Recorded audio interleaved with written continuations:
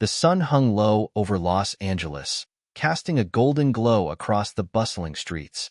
Elon Musk, clad in his usual black t-shirt and jeans, strode down the sidewalk, deep in thought.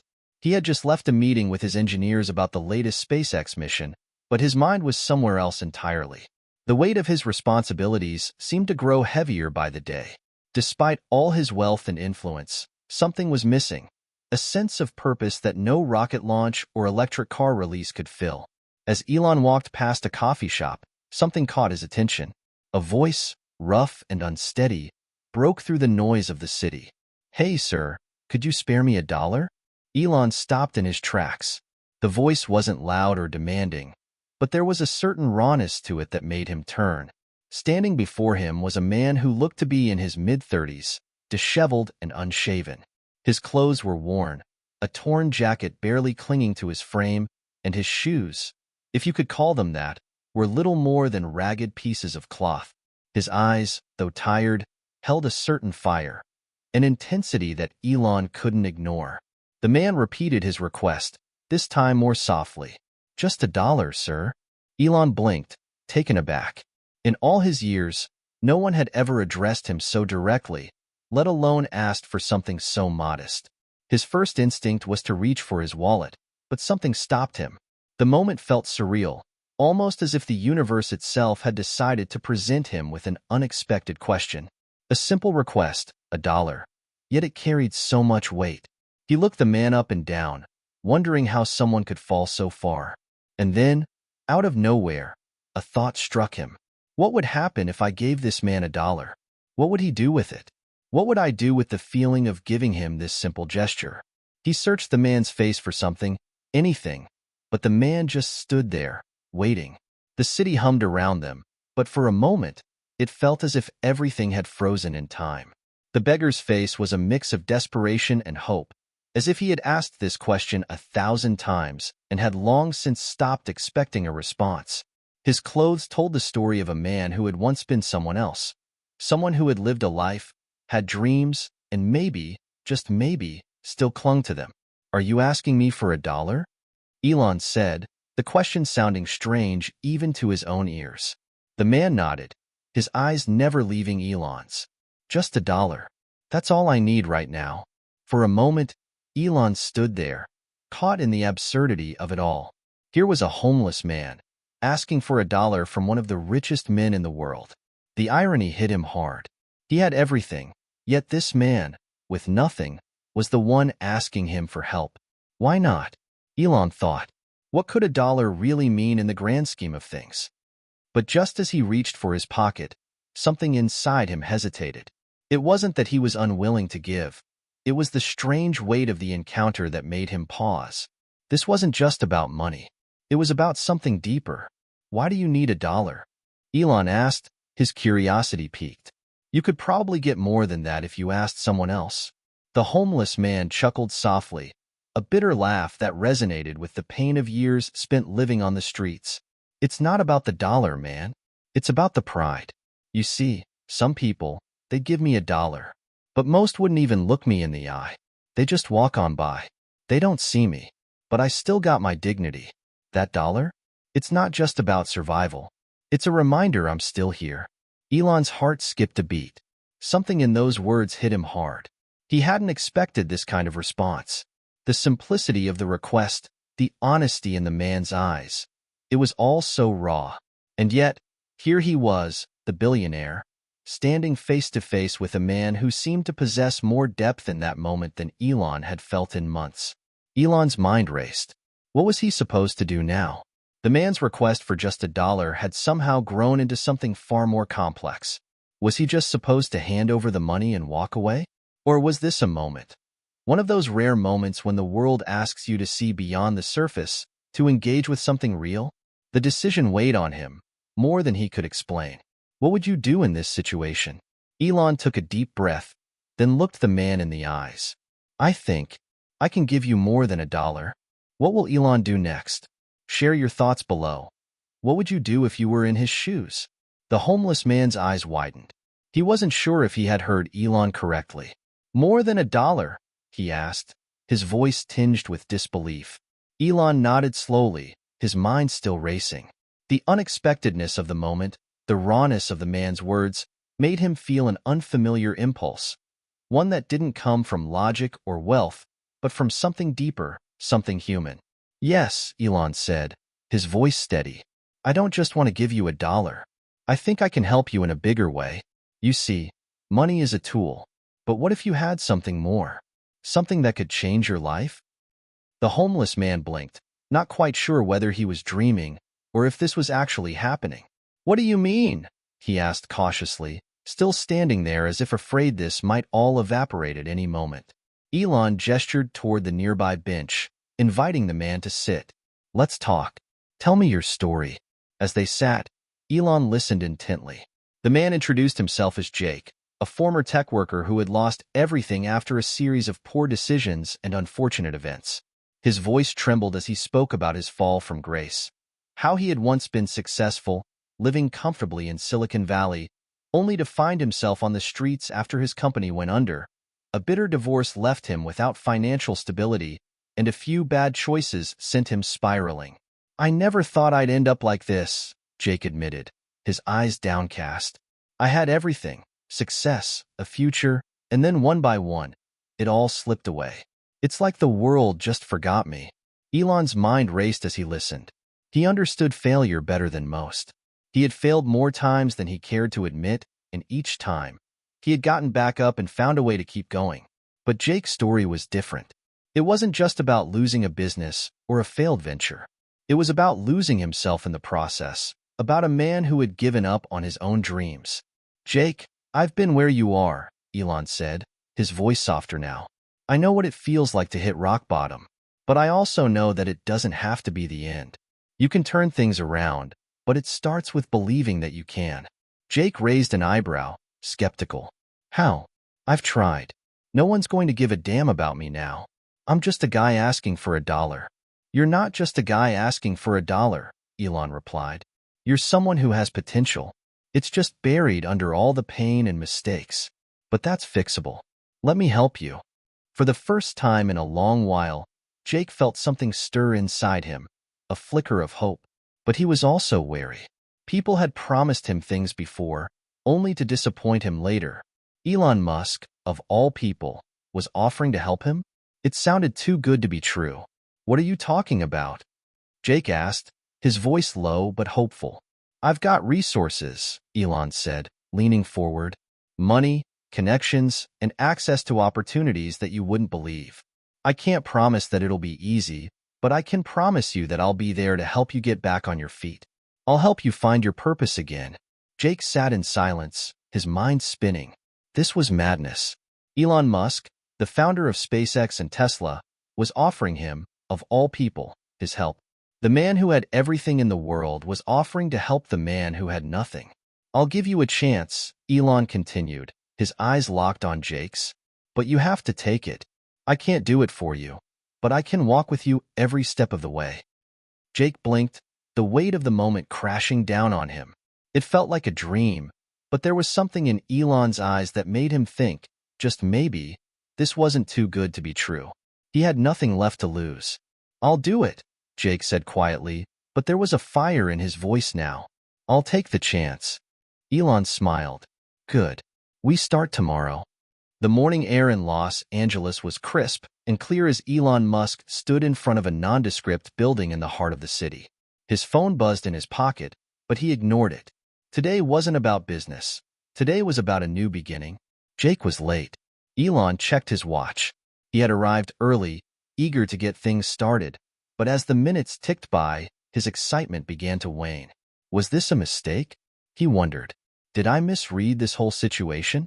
Just as that thought began to settle in his mind, he saw Jake, the homeless man, now looking less like a man living on the streets and more like someone who had taken a moment to clean up, approached with hesitance.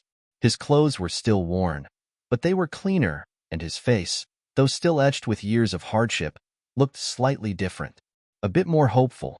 Hey, sorry I'm late, Jake said, his voice sheepish. Had to figure out some stuff. No problem, Elon replied with a warm smile, trying to put Jake at ease. We're starting from scratch, remember?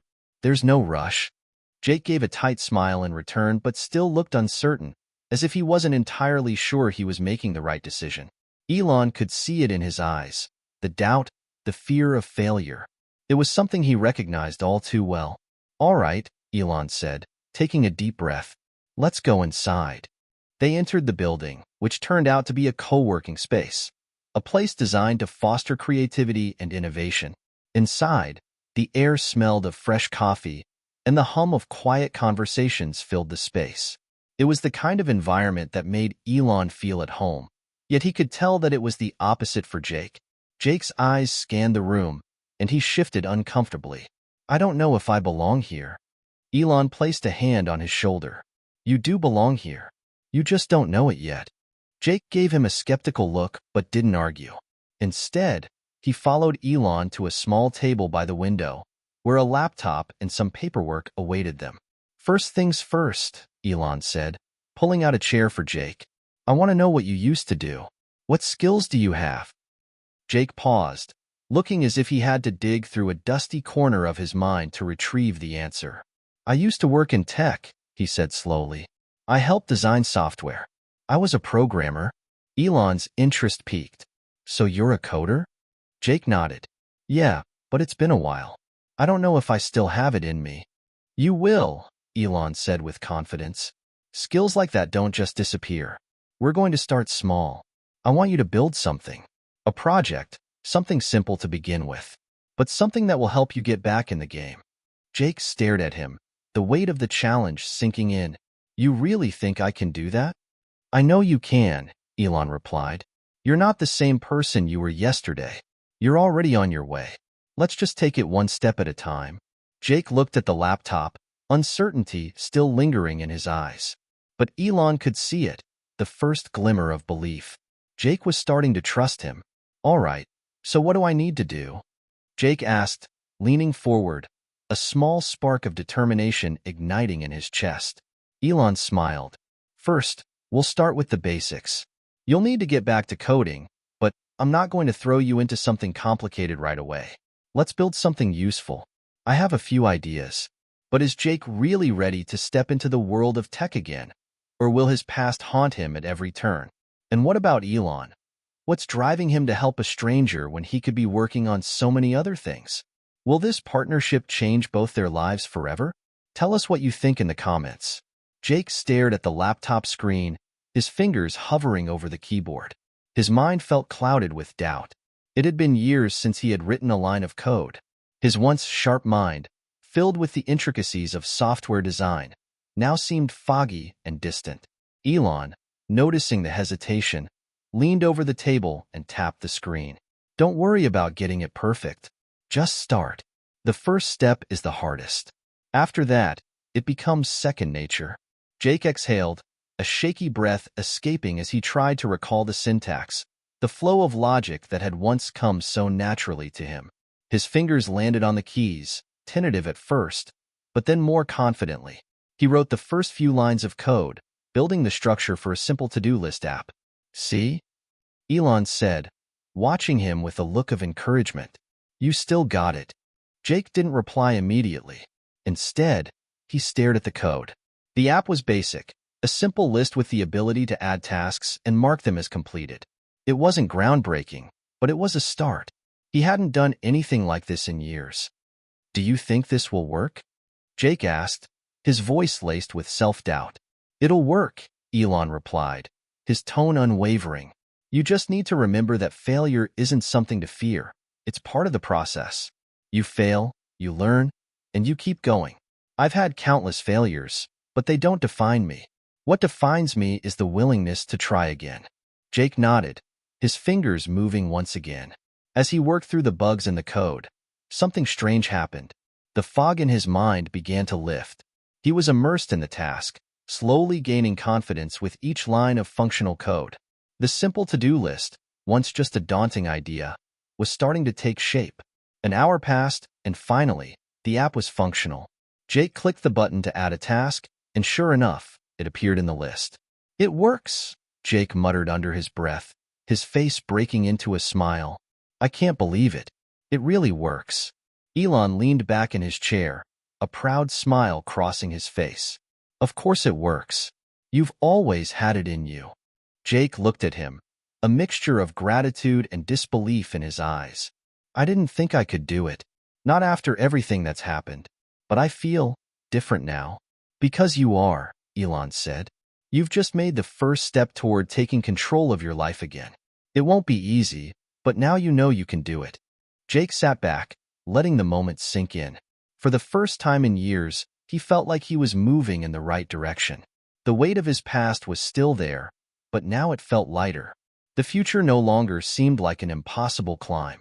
It was within reach. Jake's fingers hovered over the keyboard, the keys before him almost mocking him. The old thrill of coding, the satisfaction of a problem being solved with a few lines of code, was gone. Now, he felt like a stranger to his own mind. It had been years since he had written a single line of code, and the world of tech had changed in ways he didn't fully understand. He glanced up at Elon, who was watching him intently. There was no pressure in Elon's eyes, just the quiet confidence of someone who knew what Jake was capable of, even if Jake himself didn't. Elon was sitting across from him, tapping the table lightly as if urging Jake to dive back into the world he once owned. "You're overthinking it," Elon said, his voice calm, yet full of conviction. "Just start. Don't worry about perfection right now. The first step is always the hardest. Once you take it, the rest will follow." Jake swallowed hard, nodding even though a wave of doubt crashed over him. What if I fail again? What if I'm just fooling myself? He sighed, looking at the screen, the blinking cursor daring him to make the first move. For a moment, his mind felt paralyzed, as though the weight of all the years lost to addiction and homelessness had stolen his ability to think clearly. But then he remembered the promise he made to himself, to Elon, to take control, to stop letting his past define him. One line at a time, he thought. His fingers landed on the keys, typing out a simple function, a to-do list app. It wasn't revolutionary, but it was a start. The code felt clunky at first. The syntax didn't flow as easily as it once had, but he pushed forward, determined not to give in to the familiar wave of frustration. The first line was written, then the second, then the third. Elon remained silent, allowing Jake the space to work. He didn't rush him. He didn't push. He simply sat back, watching Jake's slow transformation from the doubtful, defeated man who walked in this morning to someone starting to rediscover his old self. Jake took a deep breath as he added another function. It was simple. Add task. Mark task complete. Every time he hit a new line of code, something inside him stirred, a faint, distant reminder of his former self. The programmer who used to write complex algorithms in the blink of an eye. "Do you think it'll work?" Jake asked quietly, breaking the silence. He turned to Elon, his voice unsure, but there was a spark of hope there now, a glimmer of belief. Elon smiled and leaned forward, tapping a few keys to check the app Jake had created. "It will work," he said simply, his voice unwavering. "Why?" "Because you're not afraid to fail. And that's what matters." Jake didn't respond at first. Instead, he focused on the task in front of him. He could feel the familiar adrenaline building up as he worked through the bugs, fixing the issues in the code. Each problem he solved felt like a small victory, a triumph against the years that had once held him back. An hour passed, and by the time he took a step back to look at what he had built, Jake's hands were shaking with the excitement of accomplishment. The to-do list app, a simple project by any standard, was now fully functional. He clicked the button to add a task and watched as it appeared in the list. He clicked it again to mark the task complete. It worked. His breath hitched. He had done it. "It works," he whispered to himself, more in disbelief than anything else. A smile tugged at the corners of his lips as he turned to Elon, whose face was lit up with pride. "I can't believe it," Jake said, his voice thick with emotion. "I didn't think I could do it. After everything I've been through, I didn't think I'd ever be able to do something like this again." Elon leaned back in his chair, his expression still calm, but his eyes reflected a sense of satisfaction. "You've always had it in you, Jake. You just needed to believe it." Jake's eyes were wide as he stared at the screen. His fingers trembled as he hovered over the mouse, unsure of how to process what had just happened. The feelings of doubt and insecurity still clung to him, but now, for the first time in years, he could feel something else rising inside. Hope. "I don't know what to say," Jake murmured, his voice quieter now, the weight of his past lingering on the edges of his thoughts. Elon's voice softened. "You don't need to say anything. You've already said it with your actions. The fact that you just built something functional, is all the proof you need that you can do this. It's a start, Jake. That's what matters." Jake nodded slowly, processing Elon's words. He felt a strange sense of pride swelling inside him, mixing with the fear that still lingered. This was just the beginning. What happens next? Elon leaned forward, his tone becoming more serious. "But this is just the first step. Building something like this, while important, isn't the hard part. The real challenge is staying committed. The road ahead won't be easy. There will be obstacles, and you'll face doubts, just like you did today. But every time you doubt yourself, remember this moment. Remember that you've done something, and you can do it again." Jake met Elon's gaze, nodding with a newfound sense of determination. "I'm ready," he said, his voice steadier than before. "I don't know how far I can go, but I'm not giving up." As the day turned to evening, Elon and Jake sat in silence, both feeling the weight of what had just transpired. But outside, the world was still waiting, full of challenges and obstacles that Jake had yet to face. Would he have the strength to keep going? And what would Elon's next move be now that Jake had taken the first step toward redemption? Only time would tell. What do you think is next for Jake? Can he overcome the ghosts of his past, or will they haunt him forever? Let us know in the comments. The room was quiet except for the rhythmic tapping of Jake's fingers on the keyboard. The glow of the laptop screen illuminated his face as he worked, absorbed in the next phase of his project. Elon, still sitting across from him, had moved to a chair in the corner of the room. He was watching Jake closely, his expression unreadable. There was a sense of anticipation in the air. Jake had come a long way since that first line of code. His hands were more confident now, his mind clearer. The to-do list app he had built earlier was just the beginning. He was already planning the next steps, adding features, improving the design, maybe even learning new programming languages. But the doubt was still there, lurking in the back of his mind. The voices that told him he wasn't good enough, that he'd never be able to climb out of the hole he had dug for himself, they hadn't disappeared entirely.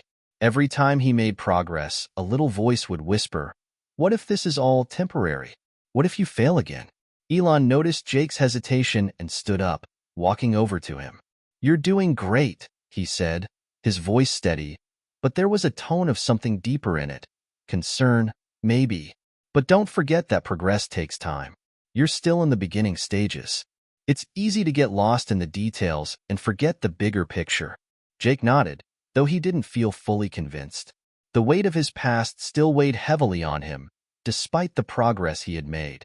The addiction, the failure, the years of wasted potential. It all loomed over him. But right now, the only thing that mattered was what was in front of him. The code, the app, the future that was slowly taking shape. But just as he was about to dive back into his work, the sound of the doorbell rang out. Both Elon and Jake froze, glancing toward the door. It was strange. Neither of them were expecting anyone. Elon's brow furrowed slightly, his instincts immediately kicking in. Who could it be? "I'll get it," Jake said, standing up quickly. There was a sense of urgency in his voice, but also a curiosity. Who could be coming to see them at this hour? He walked toward the door and opened it slowly. The figure standing on the other side was a surprise. A homeless man, ragged and dirty, his clothes torn and mismatched. His face was weathered, and his eyes were wide with desperation. Jake took a step back, instinctively reaching for his wallet. It was the kind of encounter he had experienced countless times in the past, but something about this man was different. There was an intensity in his eyes that made Jake hesitate. The homeless man opened his mouth, his voice low and rough. "Hey, can you spare me $1?" Jake blinked, taken aback. It was the last thing he expected to hear. $1? Of all the things to ask for, why $1? But the man's eyes didn't leave his. They were searching, pleading almost. Before Jake could respond, Elon appeared behind him, his calm presence suddenly filling the doorway. Elon sized up the situation quickly, his gaze shifting from the man to Jake. "Is everything okay?" Elon asked, his tone neutral but alert. The homeless man looked up at Elon, his face unreadable for a moment. "Yeah, just need $1, he repeated, his voice shaking slightly. Elon glanced at Jake, then back at the man. $1? He asked, his voice laced with a strange mix of curiosity and something else, maybe disbelief. "Is that all?" The man nodded, his eyes darting between the two. "Just $1. Please. I'm not asking for much.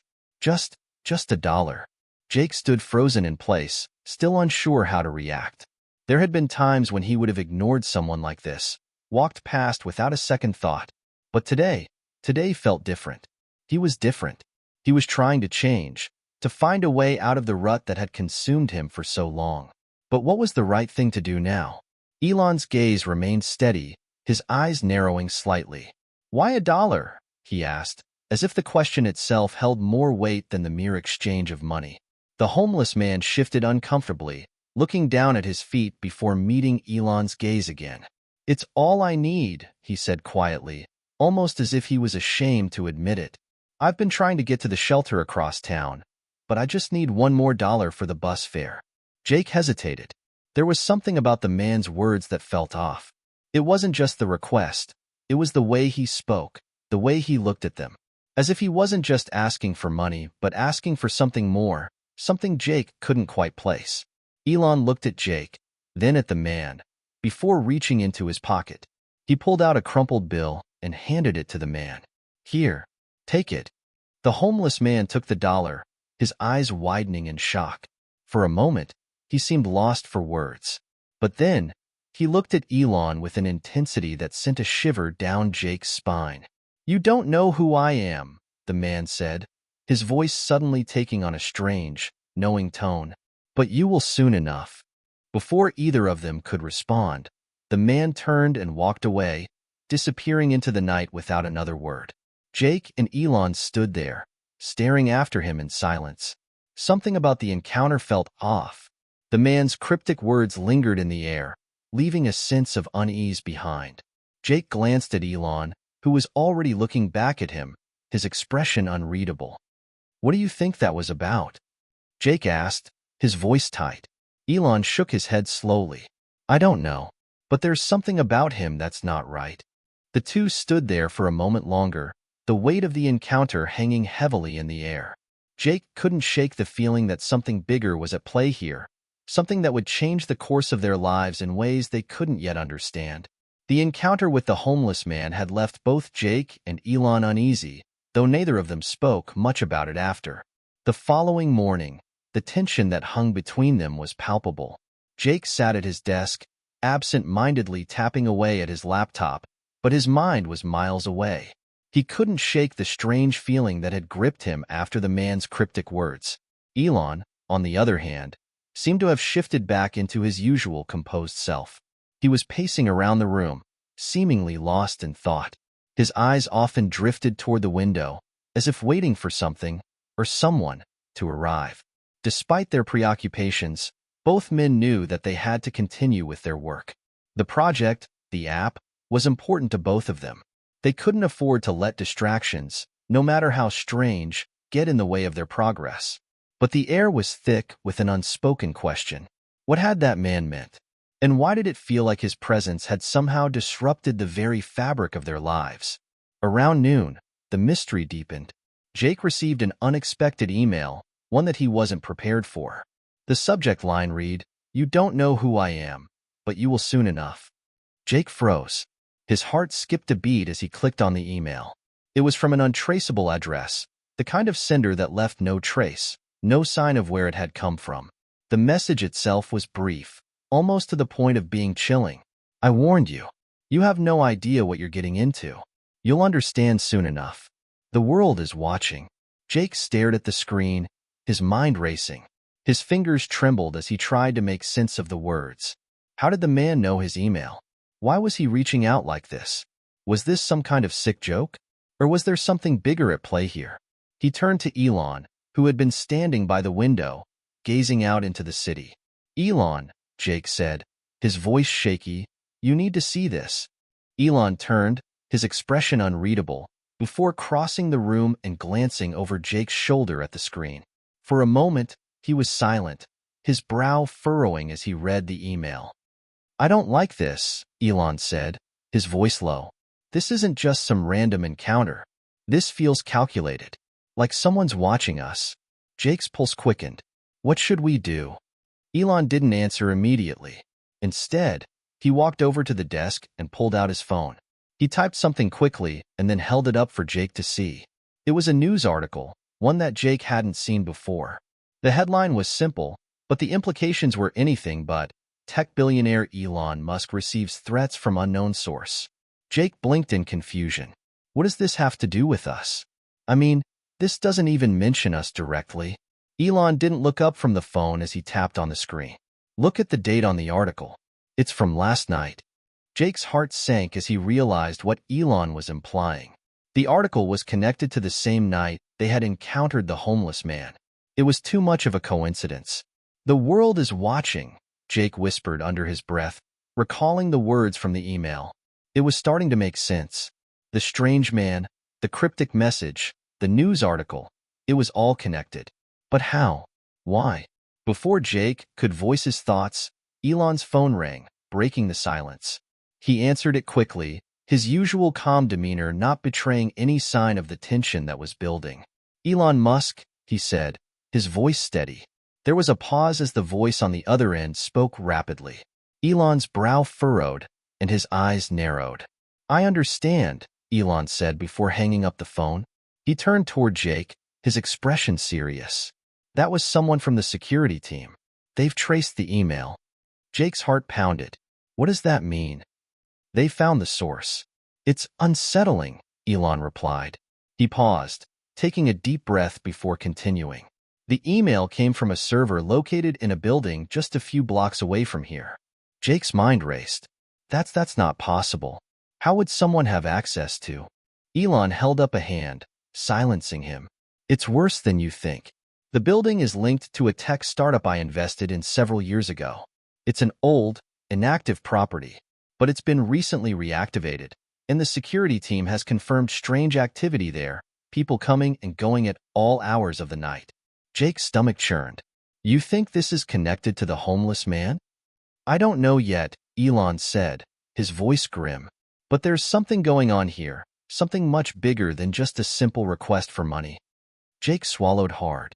He had a sinking feeling that things were spiraling out of control, and they were caught right in the middle of it. Suddenly, a loud knock at the door interrupted the conversation. Both men turned toward it, startled by the unexpected noise. Elon motioned for Jake to stay quiet. He moved toward the door cautiously, his footsteps measured, his hand hovering near the handle. When he opened the door, standing there was not the homeless man, but a different figure entirely. A woman, dressed in a sleek black suit, her expression cold and calculating. She was holding a briefcase in one hand and a phone in the other. Mr. Musk, she said, her voice sharp, I believe you're about to learn exactly how deep this rabbit hole goes. Elon's eyes widened for a split second, his instincts kicking in. Who are you? The woman didn't respond immediately. Instead, she stepped inside, her gaze sweeping over the room as if she were scanning it for threats. I don't think you're ready for what's coming, she said cryptically, her tone leaving no room for argument. Who is this mysterious woman? What does she know about the events that have been unfolding? And how is she connected to the strange email and the homeless man? Stay tuned to find out what happens next. What do you think is going on? Let us know in the comments. Jake could feel his heart hammering in his chest as the woman stepped inside the room, her presence commanding the space. Elon stood at the doorway, a hint of wariness in his eyes. The tension was thick, and Jake could practically feel the weight of the unknown pressing in on them. Who are you? Jake finally asked, unable to hold back any longer. The woman looked at him, her expression inscrutable. My name is Evelyn Hart. I work with the people who have been watching you, Mr. Musk. The words hit Jake like a freight train. Watching them, the sense of dread that had been building for days now surged to an all-time high. Elon didn't flinch. He had dealt with threats before. Billionaire life came with its fair share of enemies, after all, but this felt different. He could sense that Evelyn wasn't just a hired hand. There was something more to her. Something dangerous. "You're not answering my question," Elon said, his voice calm but firm. "Who are these people, and why are they interested in me?" Evelyn smiled slightly, almost like she was amused by the question. "That's complicated, Mr. Musk. But the short version is, they've been tracking your every move, monitoring your interactions, and they know everything about your current project. Your involvement with the homeless man last night wasn't a coincidence, by the way." Jake felt his blood run cold. "What do you mean? What's so special about that man?" Evelyn's gaze flickered toward the window for a brief moment, as if she was considering how much to reveal. "That man, as you may have already suspected, is not who he appears to be. And neither are the people he's connected to." The room seemed to shrink around them as the gravity of her words settled in. Elon's expression remained unreadable, but Jake could tell his mind was racing. "What are you talking about?" Jake asked, his voice more forceful than before. "This doesn't make any sense." Evelyn took a step forward, placing the briefcase on the coffee table in front of them. She opened it slowly, as if she was in no hurry. Inside the case was a series of papers, photographs, and a small, unmarked flash drive. She picked up the flash drive and held it out for Elon to take. "Everything you need to understand is on this," she said, locking eyes with him. "But once you know, there's no turning back. You're in this now, whether you like it or not." Elon eyed the flash drive carefully. It was a small, unassuming device, yet it carried the weight of 1,000 unknowns. He took it from Evelyn, his fingers brushing against hers for just a moment, a brief, electric contact that left him unsettled. "Why come to us?" Jake asked, a new, urgent curiosity creeping into his voice. "If you've been watching us, why now?" Evelyn's lips twitched into a smile that didn't quite reach her eyes. "Because the next phase is about to begin, and you'll both need to decide what side you're on." She paused, then added, "I'm here to make sure you're prepared for what's coming. The people you're dealing with, these aren't just some rogue operatives or random conspiracy theorists. They're part of something much larger, something that's been years in the making." Elon's jaw tightened. "And what exactly is that?" "I can't explain everything right now," Evelyn said, "but I can tell you this. Whoever this homeless man is, he's more connected than you think. And if you don't act fast, you'll be swept up in something that could change everything you've ever known." Jake was about to ask more when he was interrupted by a sharp knock at the door. It wasn't just any knock. It was frantic, urgent. Elon moved toward the door instinctively, but Evelyn held out a hand, stopping him.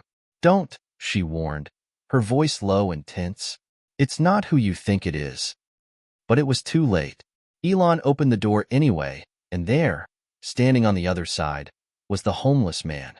But this time, he wasn't alone. Behind him, 3 other men stood, all dressed in dark suits, their expressions grim. The homeless man, who, at this point, Jake wasn't sure even qualified as homeless, stepped forward. His eyes locked with Elon's. "Mr. Musk," he said, his voice low and steady. "We need to talk. This is bigger than you know." Jake glanced at Elon, who was staring at the man in disbelief. The pieces of the puzzle were slowly starting to fit together, but they only raised more questions. Evelyn looked from Elon to the homeless man and back again, her gaze sharp, calculating. "This is it," she said, her voice hard as steel. "The moment you've all been waiting for." "Let him in," Elon finally said, his voice carrying a weight that surprised even Jake. "I guess it's time we all had a conversation." The homeless man stepped inside, followed closely by his associates. They didn't seem out of place in the luxurious apartment, their dark suits a stark contrast to the environment. It was clear that they had a purpose here, and it wasn't to simply chat over coffee. The air in the room shifted again, this time with a palpable sense of urgency. "We need to know everything," Elon said, turning his attention back to the homeless man. "What the hell is going on?" The man gave a small nod, his expression unreadable. "You were right to question everything. But the truth is going to change everything you thought you knew about your place in this world. And about your future." Jake felt a knot form in his stomach. The sense of dread was back, stronger than ever. Whatever this was, it was only going to get worse from here. Who is this mysterious man? Really? What is the truth that will change everything for Elon and Jake? Stay tuned to uncover the shocking revelations. What do you think is coming next? Let us know your theories in the comments. The room fell into an eerie silence as the homeless man took a seat at the coffee table, his eyes scanning the room with a mix of familiarity and cold calculation. The tension was so thick it felt like the air itself was holding its breath. Elon, standing rigid, his arms crossed in a defensive posture, seemed to be waiting for an answer that could shatter his understanding of reality. Jake sat at the edge of his seat, his heart racing. His mind was a swirl of confusion and anticipation, but one thing was clear. They were on the verge of something far beyond their understanding. "I'm listening," Elon said, breaking the silence. His voice was calm, but there was an edge to it that betrayed the anxiety simmering beneath the surface. The homeless man leaned forward, his eyes narrowing slightly as if he was measuring Elon's every word. "It's not just about you, Mr. Musk. It's about everything. The people you've been dealing with, the ones who've been watching you, manipulating events, they've been planning this for years." Jake shot a look at Evelyn, who had remained largely silent since the man entered. Her face was impassive, but there was something in her eyes, something that told Jake she knew more than she had let on. The homeless man continued. "The project you've been working on, the one you were trying to help those less fortunate with, that's the key. They've been monitoring everything, waiting for the right moment to pull you in." "What do you mean, waiting for the right moment?" Jake asked, his voice tinged with disbelief. "You're telling me this is all a setup? That my project is somehow part of their plan?" The homeless man nodded, his face unreadable. "Exactly. It's bigger than you realize. They've been watching your every move, not just with the homeless, but with every venture you've undertaken in the past few years. Everything you've done has led to this moment." Elon stepped closer, his curiosity piqued, yet he couldn't shake the feeling that he was being drawn into something far darker than he could comprehend. "And who are they? Who are these people you keep talking about?" The homeless man sighed, as though he had been waiting for this question. He leaned back in his chair, his hands clasped together. "They are a network, a group that has been in the shadows for decades. They pull the strings from behind the scenes, controlling everything from politics to economics, even technology. They've infiltrated the highest levels of power, business, governments, militaries, and their influence stretches far and wide." Jake could hardly believe what he was hearing. A shadow organization controlling global events? It sounded like something out of a spy thriller, not a conversation happening in his living room. Elon, however, didn't look surprised. His expression had gone from cautious curiosity to something darker, a mixture of disbelief and intrigue. "And you're telling me I'm involved in this because of a project to help the homeless?" The man nodded. "Exactly. They've been tracking your efforts, waiting for you to reach a point where you'd be useful. You see, your project isn't just about helping the homeless, it's about controlling the flow of power, resources, and influence. You've stumbled onto something much bigger than yourself." Jake's mind was reeling. "So, what now? What do we do?" The homeless man looked directly at him, his eyes piercing. "Now? Now you have a choice. You can either continue playing into their hands, doing their bidding, or you can fight back. But the fight won't be easy. They're everywhere, and they've already got their eyes on you both." A chill ran down Jake's spine as the full weight of the situation began to sink in. This was no longer about a homeless man asking for $1. It was no longer about a simple act of kindness. This was a battle for something far more valuable, something that could change the course of their lives and the lives of countless others. Elon stood still, processing the information, the gears in his mind turning rapidly. Finally, he spoke, his voice low and firm. "You're telling me that all of this, the project, the people watching us, the way things have been unfolding, has been orchestrated by some secret society?" The homeless man nodded, his face stoic. "Yes, and it's not just a society, it's a system, a powerful network that has been controlling the fate of nations, industries, and even the economy for years." Jake's mind was racing. "So, what's the plan?" How do we stop them? The homeless man's lips twitched into the faintest of smiles. You don't stop them, Mr. Bennett. Not easily, at least. But you can fight back, and you can uncover the truth. You'll need to dig deeper, find the people who are pulling the strings. But you must be careful. One wrong move, and they'll know you're onto them. Evelyn, who had been quiet until now, spoke up, her voice laced with urgency. He's right. If you want to have any chance of exposing them, you need to work together. But you can't trust anyone, not even me.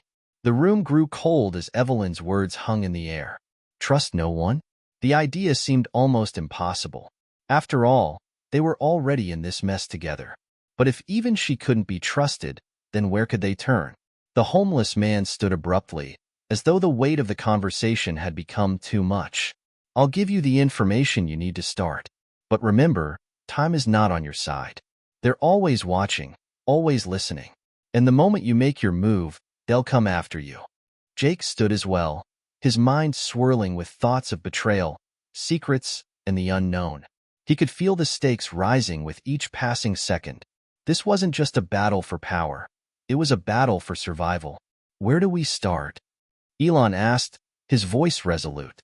The homeless man handed Elon a folder, thick with documents and images. Start with this. It's everything you need to know about the network you're dealing with. But tread carefully. You're walking into the lion's den. With that, the man turned and walked toward the door, his associates following him without a word. As they left, the door clicked shut behind them, and the room fell into silence once more.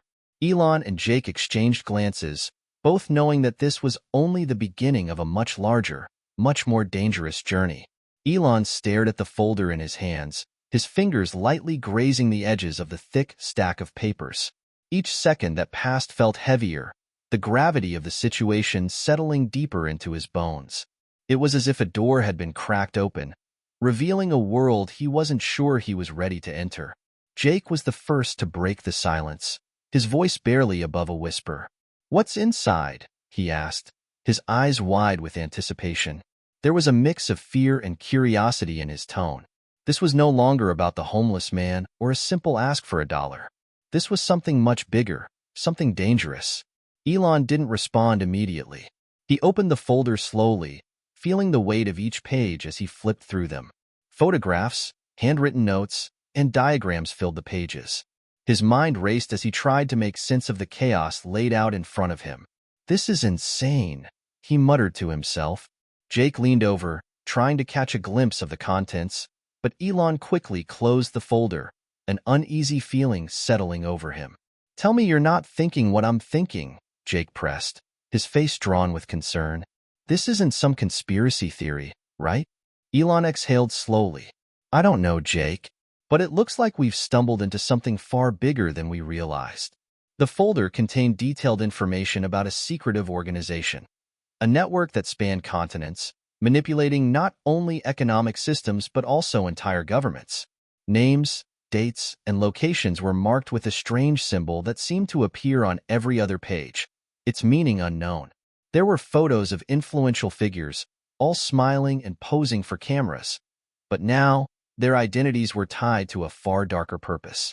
"They've been operating in the shadows for decades," Elon said, the realization hitting him like a sledgehammer. "And they've been tracking my every move, every project I've started, even this one." Jake shook his head. "How is this even possible? How do they have so much control? And why would they target you? You're just Elon Musk." "I'm not just Elon Musk," Elon replied grimly. "I'm someone who can disrupt industries. I can change the course of history. But they've been watching me all along, waiting for the moment I'd be a pawn in their game."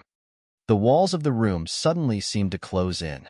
The world they had known, the world of business, innovation, and technology, was not what it seemed.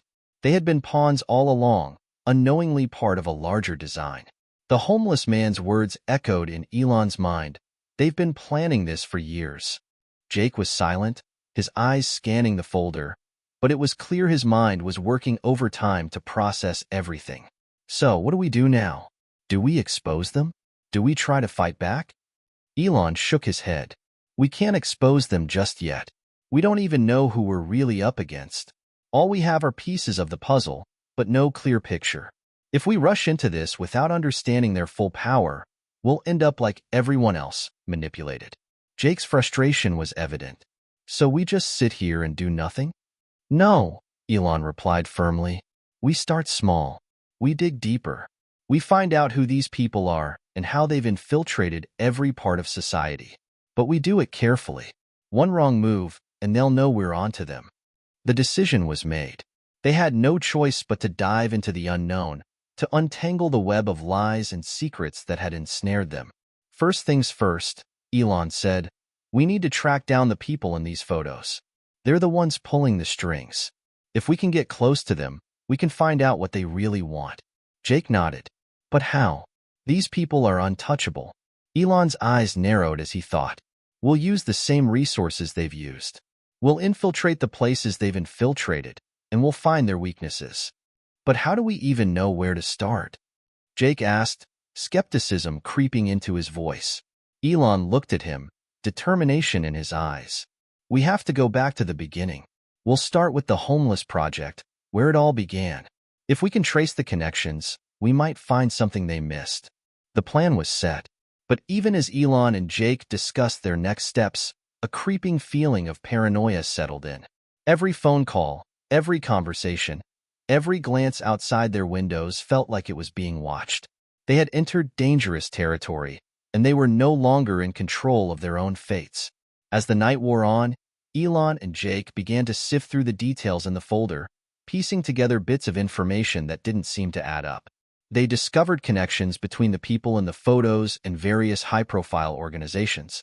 Technology firms, investment groups, and even some seemingly unrelated charities all seemed to have ties to this hidden network. But nothing was concrete. Everything was circumstantial, leading them to more questions than answers. Jake paused as he flipped through the last few pages. Elon, look at this. He pointed to a name, one that stood out among the rest. It was a name Elon recognized, a name that sent a shiver down his spine. Seraphim Technologies. Elon, this is the company that funded a lot of the early research for your projects. They were one of your investors, Jake said, his voice shaky with disbelief. Elon's mind raced. Seraphim Technologies? That's impossible. They've been out of the public eye for years. Jake looked at him, his eyes wide. But look at the connection. They've been involved in all of this. It was then that Elon realized the gravity of the situation.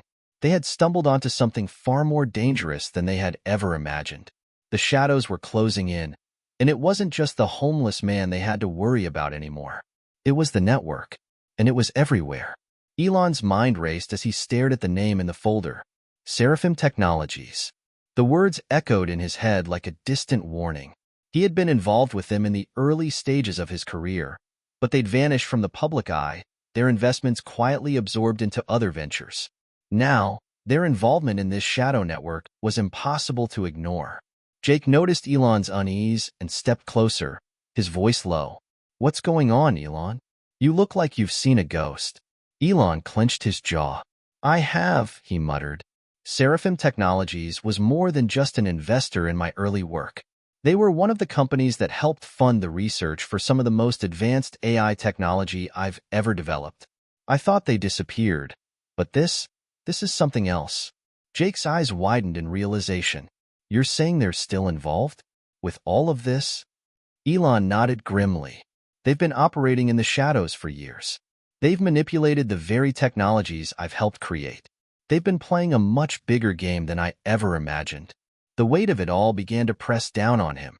If Seraphim Technologies was connected to this organization, it meant the network was far more extensive than he'd ever believed. The influence they had over the world's technology, economy, and even politics was terrifying. I think we need to go back to their headquarters, Jake suggested, his voice tinged with urgency. If they're this deep into everything, it might be the only way we can get answers. Elon shook his head. It's too risky. We can't just walk into their headquarters. They'll be watching every move we make. We need to be smarter about this. Jake was frustrated but understood. So, what do we do now? Elon's mind clicked into action. We need to dig deeper. There's more to Seraphim Technologies than just their ties to this shadow network. They've been working in the background for decades, and if we can find out how deep their roots go, we might be able to uncover the whole organization. Jake leaned in, eyes scanning the folder. But where do we even begin? This is like finding a needle in a haystack. Elon's finger traced a map that had been included in the folder, marking several locations where Seraphim Technologies had once had operations. These are key sites. If we can visit these locations, we might uncover something they missed, something they left behind. As they prepared to head out, a chilling realization struck Elon. They weren't just up against a company or an organization. They were up against an entire network that had infiltrated every aspect of society. No place was safe. The danger was everywhere, and the more they searched, the deeper they'd sink into the rabbit hole. Hours later, Elon and Jake found themselves in a nondescript part of town, standing outside a dilapidated building that had once housed a Seraphim Technologies office. The street was eerily quiet, the air thick with tension. "We're sure about this?" Jake asked, his voice low as he scanned the street. Elon nodded, though his own nerves were frayed. "This is one of the first places we need to check.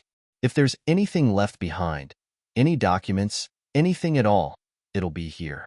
The building's exterior was covered in grime, its windows cracked and boarded up.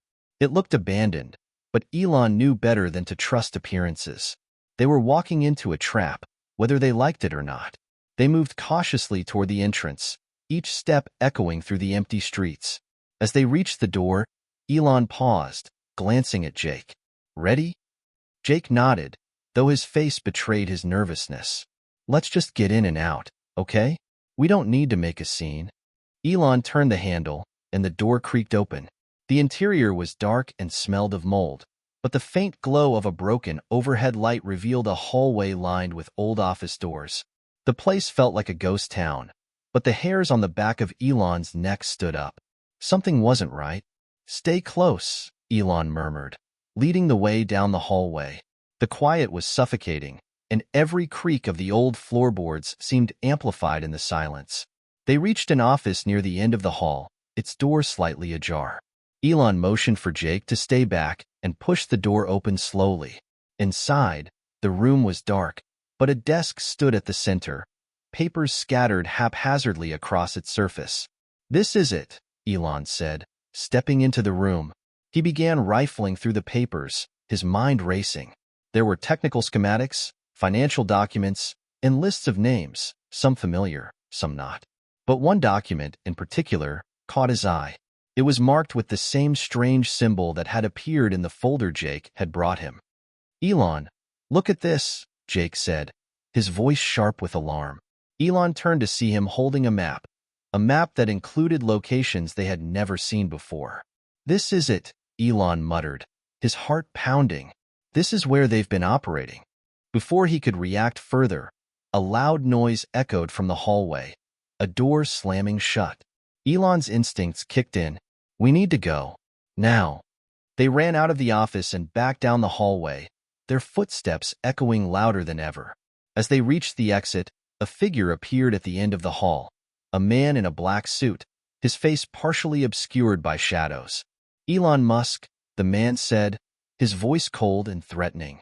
"You've gone too far." The figure in the hallway stood motionless, his presence unnerving in the dim light. Elon's pulse quickened. The man's words hung in the air, like a challenge. "You've gone too far." Jake's hand instinctively reached for his phone, but Elon grabbed his arm, stopping him. "No phones," he whispered urgently.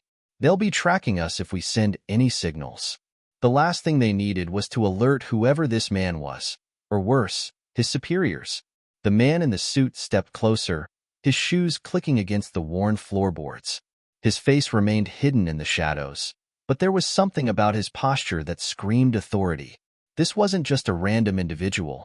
This was someone trained, someone dangerous. "We need to go now," Jake whispered, his voice barely audible. But before they could make their move, the man spoke again, his tone chilling. "Do you really think you can keep running, Elon? We've been watching you. You don't have a choice anymore." Elon's eyes darted toward the exit, weighing his options. The hallway behind them was long, stretching into darkness. If they made a break for it, there was a chance they could escape. but the risk was enormous. And the stranger standing in front of them? He wasn't just a guard. He was a message. "What do you want?" Elon asked, his voice steady despite the adrenaline surging through him. He wasn't going down without a fight. He had too much at stake: his freedom, his knowledge, his future. The man chuckled, a low, unsettling sound. "You don't get to ask the questions. You've already done enough. It's time for you to disappear." The tension in the air was palpable. Elon could hear his heartbeat pounding in his ears, the weight of every decision pressing down on him. They were cornered. There was no way to outsmart this person. Not yet. But he wasn't going to give up so easily. With a sudden burst of movement, Elon grabbed Jake by the arm and pulled him toward the nearest door, an old storage room. They dashed into the dark space, slamming the door behind them. For a moment, all was silent. "Elon, what the hell just happened?" Jake hissed, his breath quick and shallow. He pressed his back against the door, listening for any sound from the hallway. Elon didn't answer right away. He was scanning the room, eyes flicking across shelves filled with old equipment, boxes, and file cabinets. This wasn't just any storage room. It was a place where things were hidden, where secrets were kept. "We're not safe yet," Elon murmured, his voice grim. "We need to get out of here. And we need to make sure they don't follow us." Jake was looking at him, his eyes wide with a mix of fear and disbelief. "Who are these people? Why are they after you?" Elon exhaled, the weight of everything crashing down on him. "They're part of the network I've been investigating. They have eyes everywhere. And they've been tracking me for a lot longer than I realized." "But why? What do they want with you?" Jake pressed, clearly not understanding the gravity of the situation. Elon's gaze hardened. "Because I know too much. About them, about Seraphim Technologies, and about the future of AI. And they're not going to let me expose it." Jake was silent for a moment, digesting the information. Finally, he spoke, his voice laced with worry. "So what do we do now?" Elon paused. "We need to get the information we came here for. There's something in this building, something important, but we can't stay here for long. The longer we're here, the higher the chances they'll catch us." He stepped toward a file cabinet in the corner of the room. The drawer slid open with a loud screech, revealing a series of old documents, papers, blueprints, and, wait. Elon's hand froze as he pulled out a small device from one of the files. It was a hard drive, labeled only with a number. "This," Elon muttered under his breath, "this is what we came for." "What is it?" Jake asked, his voice rising with curiosity. "It's evidence." "The smoking gun," Elon replied, his voice intense. "This hard drive contains the key to everything, the connection between Seraphim Technologies and the Shadow Network. It's everything they've tried to bury." The sound of footsteps echoed down the hallway again, closer this time. "Elon, we need to go now," Jake urged, his panic mounting. Elon didn't hesitate. He stuffed the hard drive into his jacket pocket and motioned for Jake to follow him. They made their way to the back of the storage room, where a narrow exit led to a dark alley. If they could get there unnoticed, they'd have a chance to escape. But the moment they opened the door to the alley, a sharp voice rang out behind them. "Don't even think about it." They froze. The man in the black suit stood at the entrance, his expression cold and implacable. "Elon Musk," he said again, his voice now carrying a hint of finality. "You can't outrun what you've started." The last word lingered in the air, like an accusation. Elon's mind raced, but his instincts were clear. They needed to act fast. "Elon, we can't fight him," Jake whispered urgently. "We need to get out of here. Now." With a swift motion, Elon grabbed Jake's arm and bolted into the night. They sprinted down the alley, the sound of their pursuers' footsteps fading behind them. The cold night air bit into their skin as Elon and Jake sprinted down the alley, their footsteps echoing off the damp walls. Every breath felt sharp, every sound amplified by the silence of the darkened street. Elon's mind raced as he glanced over his shoulder. The figure in the suit had been too close, way too close. "We can't keep running like this," Jake panted, his face flushed with fear and exhaustion. "There's no way we'll outrun him." Elon didn't answer. He couldn't afford to let fear take over. Every fiber of his being screamed that they had to escape, not just for their safety, but for the world. The information on that hard drive was worth everything, if they could get it into the right hands. "Turn left up ahead," Elon said, his voice sharp. He was scanning their surroundings, trying to find a way out of the labyrinth of alleyways and narrow streets. They couldn't afford to be cornered. Jake nodded, his expression grim. As they veered left, Elon's pulse quickened. The path ahead seemed to narrow, the buildings closing in on them like a cage. It was a dead end. There was nowhere to hide, nowhere to go. "Shit," Jake cursed, realizing what Elon had already seen. The alley was blocked. The way out was gone. "We're not done yet," Elon muttered under his breath. He quickly scanned the walls. The buildings on either side were old and weathered, with fire escapes stretching up toward the sky. A way out? Maybe. He grabbed Jake's arm. "Climb. Now." Jake's eyes widened with disbelief. "What? We're supposed to climb this?" "There's no other choice," Elon said, already pulling himself up onto a rusty metal ladder that led to a fire escape. He didn't wait to see if Jake followed. He knew the stakes. They had no time to waste. Jake hesitated for a split second before following Elon up. The metal creaked under their weight as they ascended quickly, each step an effort. The faint sound of footsteps grew louder from below, the figure in the suit closing in on them. "Elon, do you think this will work?" Jake gasped as they reached the top of the fire escape. "We have to make it work," Elon said, glancing around. They were high up now, but the night was still young, and they were still vulnerable. They needed to disappear, to get off the streets before the man in the suit cornered them. There. Elon pointed toward a narrow rooftop. There was a gap between the buildings that led to another, lower roof. If they could make it, they'd be out of sight and harder to track. They didn't hesitate. Elon led the way, jumping the gap first. His heart pounded as his feet hit the next building with a soft thud.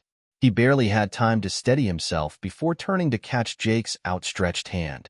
Jake's jump was narrower, more uncertain. For a moment, it looked like he might miss the edge, but with a desperate grunt, he grasped Elon's hand. Elon pulled him up, their faces inches apart. "Keep going," Elon urged, not giving them any time to rest. They had to keep moving, keep one step ahead of the danger. They sprinted across the rooftops, dodging chimneys and air conditioning units, their breath coming in ragged gasps. Elon's mind raced. They were getting closer to their goal, but they couldn't shake the feeling that they were being hunted. Every second was a countdown. "What now?" Jake asked, his voice edged with panic. "Where do we go?" Elon didn't hesitate. "We go to the safe house. It's the only place they won't think to look." "The safe house? But how do you even know it's safe?" Jake sounded doubtful, but Elon was already moving again. "I've been planning for this day for a long time," Elon said, his tone determined. "I've got a network, people who can help, but we need to move quickly." The path across the rooftops seemed to stretch endlessly ahead of them. Elon pushed himself harder, refusing to look back. He could feel the weight of the hard drive pressing against his chest, the future of everything he'd worked for hanging in the balance. But just as they rounded the corner of the next building, a sharp voice called out from below. "There's nowhere to run, Musk." The man in the suit. They'd been spotted. Elon's heart skipped a beat. There was no time to waste. The next rooftop was ahead of them, but it was far larger than the others. And the man was closing in.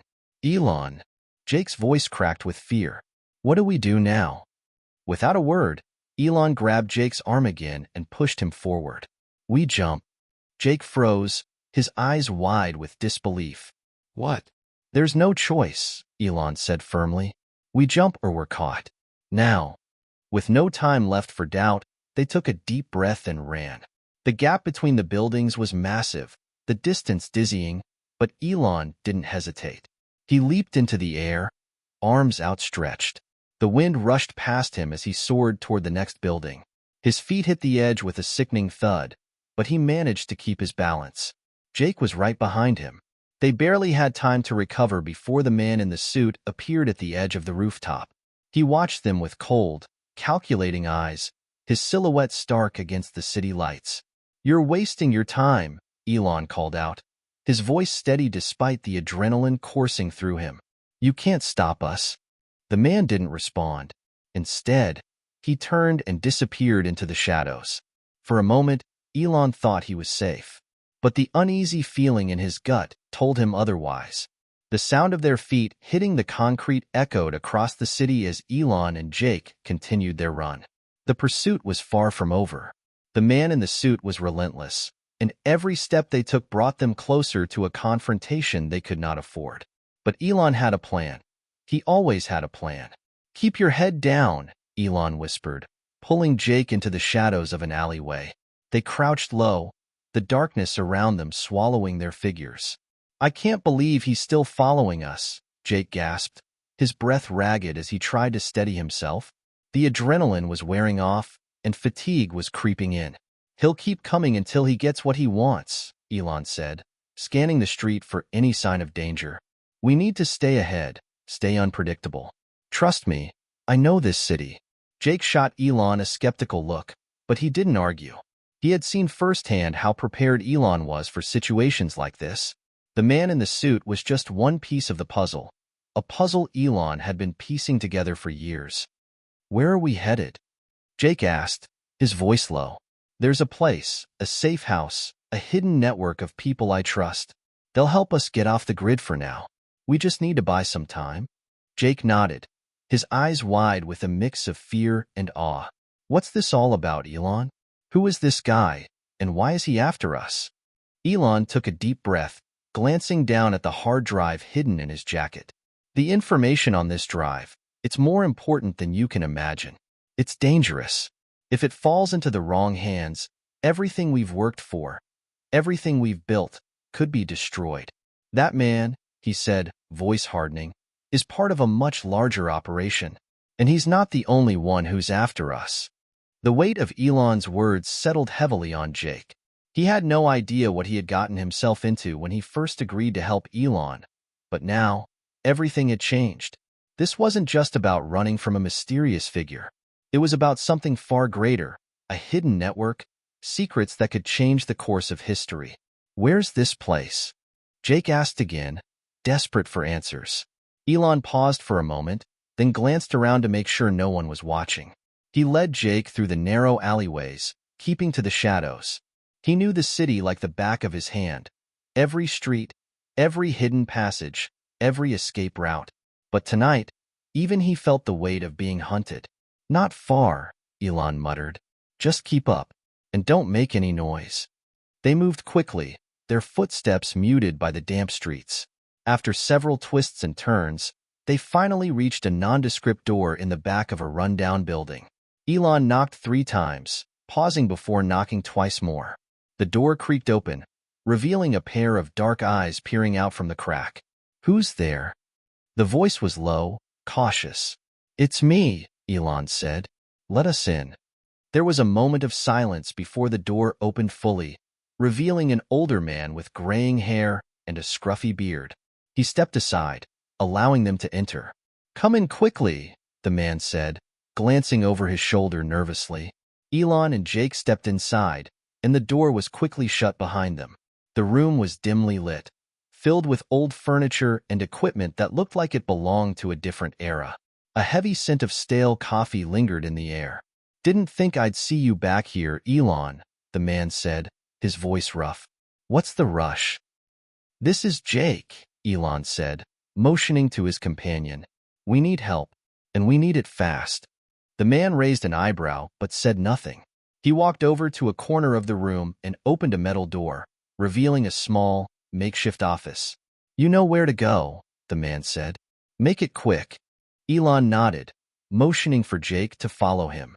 They walked down a narrow hallway to a door at the end, which opened to reveal a room lined with computer terminals and blinking lights. A woman sat at one of the computers, typing furiously. "Everything okay?" Elon asked, stepping into the room. The woman glanced up, her expression unreadable. "I was expecting you," she said, her voice smooth. "Got your message. But we've got a problem. You're not the only ones who want this information, Elon." Elon felt a chill run down his spine. "What do you mean?" "We've been tracking the movements of the people after you," the woman said, her eyes never leaving the screen. And they're getting closer. Much closer. Elon exchanged a worried glance with Jake. The safe house was supposed to be their refuge, a place to regroup and plan their next move. But it was already compromised. They had no time to waste. What can we do? Elon asked, trying to keep his voice steady. Get the drive off the grid, the woman said, her fingers flying across the keyboard. I'll scramble the signals, but you need to take it somewhere safe. Somewhere they can't trace. Elon looked at Jake, his expression grim.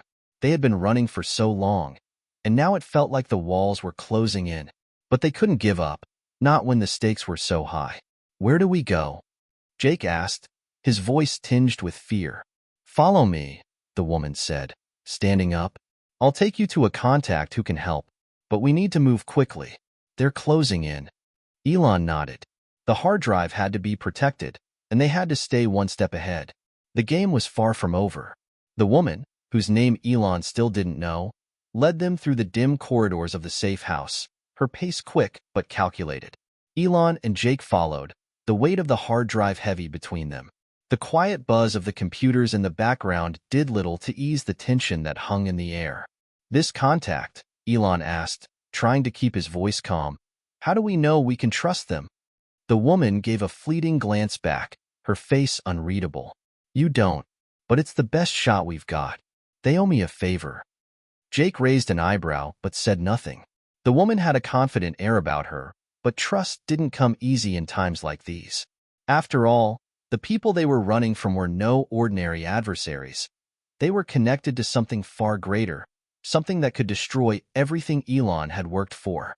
They reached the end of the hallway, where a metal door stood slightly ajar. The woman pushed it open, revealing a hidden garage filled with blacked-out SUVs and various high-tech gear. It looked like something out of a spy thriller, except this wasn't fiction.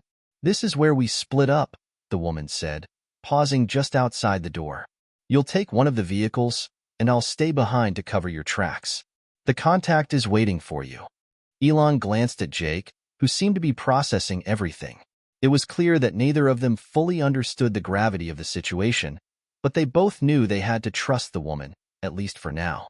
Take care of yourself, Elon said, his voice low but filled with an unspoken promise. The woman nodded, giving him a brief, almost imperceptible smile. You too. And remember, this is just the beginning. With that, she disappeared into the shadows, leaving Elon and Jake standing in front of a sleek black SUV. Are you sure about this? Jake asked, his voice tinged with doubt as he eyed the vehicle. Elon didn't respond immediately. Instead, he walked toward the car, pressing his hand against the cool metal. We don't have much of a choice. We need to move quickly. Time is running out. He slid into the driver's seat, and Jake followed suit, taking the passenger side. Elon started the engine, the low rumble reverberating through the garage. They had no idea what was waiting for them on the other side, but they knew one thing for sure. Their lives were about to change forever. The city was eerily quiet as they pulled out onto the street, the bright lights of downtown flashing past them like a blur. Elon kept his focus on the road ahead, but his mind was elsewhere. The hard drive he was carrying contained more than just data. It contained the truth about something he had been searching for, something that could alter the course of history. And now, it was in the hands of someone who was being hunted. Do you ever think about how everything changed? Jake asked after a long silence, his voice distant. Elon glanced over at him, surprised by the question. What do you mean? Jake shifted uncomfortably in his seat, looking out the window as the city passed by. I mean, one minute we were just trying to get by, and the next thing we know, we're in the middle of something we don't even understand. It's like we've crossed some invisible line, and now there's no going back. Elon took a deep breath, his fingers gripping the steering wheel tightly. He could relate. Everything had spiraled out of control faster than he could have ever imagined. But he couldn't afford to dwell on it now. They had a mission to complete. We can't think about what we can't change, Elon said, his voice steady. We just have to focus on what's in front of us. Jake nodded, but Elon could see the uncertainty still clouding his eyes. It was hard to blame him. The reality of their situation was daunting, and the danger they were facing wasn't just from the men in suits. It was from an entire network, an operation that had been built in the shadows for years. The drive felt like an eternity, each mile stretching out before them, the silence in the car growing heavier with every passing second. Elon's mind raced as he thought about the drive in his jacket. He knew the information it held was crucial, but what would happen if they failed to deliver it? "Where are we going exactly?" Jake asked, breaking the silence. "There's a compound on the outskirts of the city," Elon replied, his voice barely above a whisper. "That's where the contact is. They can help us get this information out of here." Jake frowned. "Is it safe?" "As safe as it gets," Elon said, though even he wasn't entirely sure. The world they were entering wasn't one of certainty. It was one of shadows, lies, and people willing to do anything to keep the truth hidden. Soon, the car began to leave the city behind, and the streets grew quieter. The sounds of traffic faded, replaced by the occasional chirp of crickets in the distance. It was almost peaceful, almost. Elon's phone buzzed in his pocket, jolting him back into reality. He pulled over to the side of the road, quickly checking the message that had just come through. "Trouble," he muttered under his breath. Jake looked at him, concern etching his features. "What's going on?" Elon showed him the message. "It's from the woman. They're on to us. The contact's compromised. We need to move fast." Without wasting a moment, Elon slammed the car into gear and sped off down the road. The compound they were headed for was no longer safe. And just like that, the stakes were raised higher than ever. The enemy was closer than they had realized. And now, there was nowhere to hide. The tires of the SUV screeched as Elon slammed his foot down on the accelerator, sending the vehicle racing down the empty road. The peaceful surroundings they had just entered moments ago now felt like an illusion, a calm before the storm. Every sense in his body was on high alert. His mind raced through the options, and none of them seemed good. Jake sat frozen beside him, gripping the edge of his seat. "What do we do now? Who are these people?" Elon didn't have time for answers. His eyes scanned the road ahead as he turned the wheel sharply, heading toward a narrow, winding path that cut through the woods. It wasn't the most ideal route, but it would buy them time. Time they desperately needed. "They're the ones who want the hard drive," Elon said, his voice taut with urgency. "They're not going to stop until they have it." Jake looked at him, panic creeping into his features. "So we're running?" "No, we're fighting," Elon replied, his jaw clenched. "We have no choice. If they get that data, everything we've done, everything we've risked, will be for nothing." The night air outside was cool and crisp, and the trees lined the narrow road like silent witnesses to their high-speed escape. Elon's eyes flicked to the rearview mirror. He could see headlights growing closer, their brightness blinding, cutting through the darkness. It didn't take long for Elon to realize they were being followed. "Hold on," Elon shouted as he slammed on the brakes, making the SUV skid on the gravel. The car jolted as he whipped the steering wheel around, sending them careening onto an even narrower road, barely wide enough for two cars to pass each other. Behind them, the pursuing vehicle, a dark sedan, followed suit, taking the turn at breakneck speed. Elon's pulse quickened. They were in danger now, more than ever. But he had no choice but to press forward. "Are they still behind us?" Jake asked, his voice tight with fear.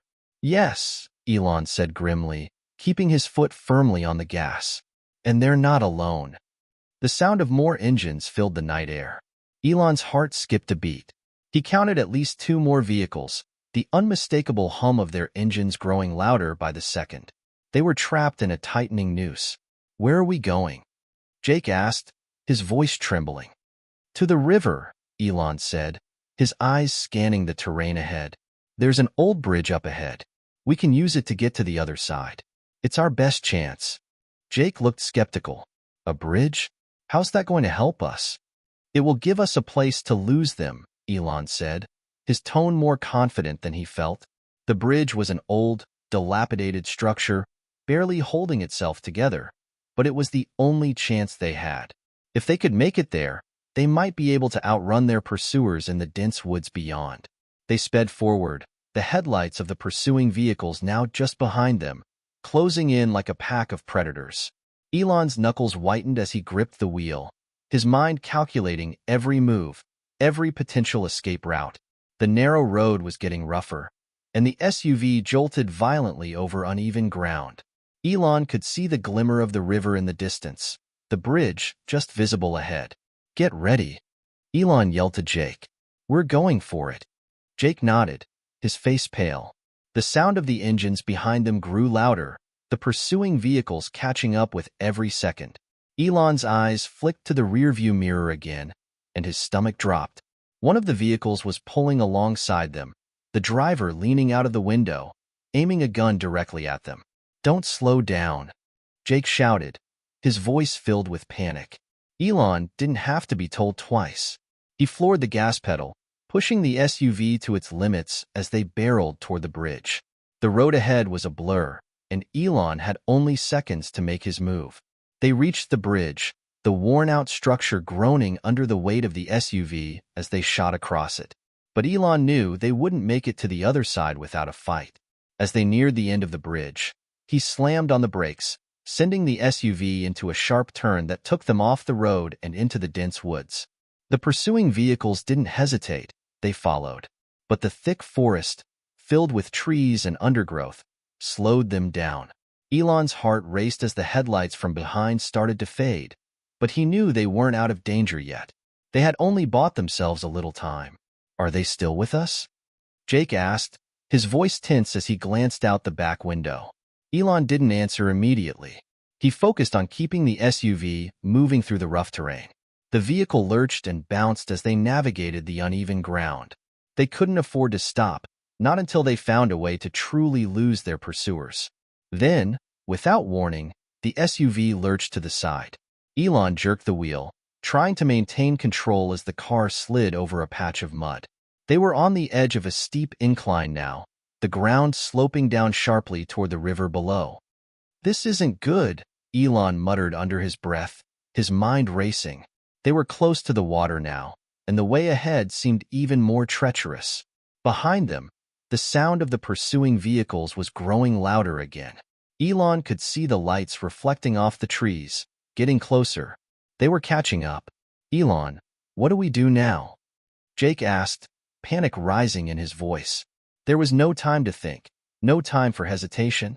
Elon slammed his foot on the accelerator again, the engine roaring as they surged forward, the SUV plunging down the incline toward the water below. The world seemed to slow down as Elon gripped the steering wheel with all his might, his knuckles white from the pressure. The SUV was hurtling toward the edge of the riverbank, the ground slipping away beneath them as the incline grew steeper. The headlights from the pursuers' vehicles blazed in the rearview mirror, casting long, menacing shadows that stretched across the trees. "Hold on," Elon shouted over the roar of the engine. Jake, his face pale with fear, braced himself against the seat, gripping the armrest as if his life depended on it. The tension was palpable. Every bump, every twist of the road made the danger feel closer, like a predator closing in for the kill. With a sudden jolt, the SUV lurched down the final stretch of the incline. Elon pushed the accelerator to the floor, urging the car to defy gravity as it sailed toward the edge of the river.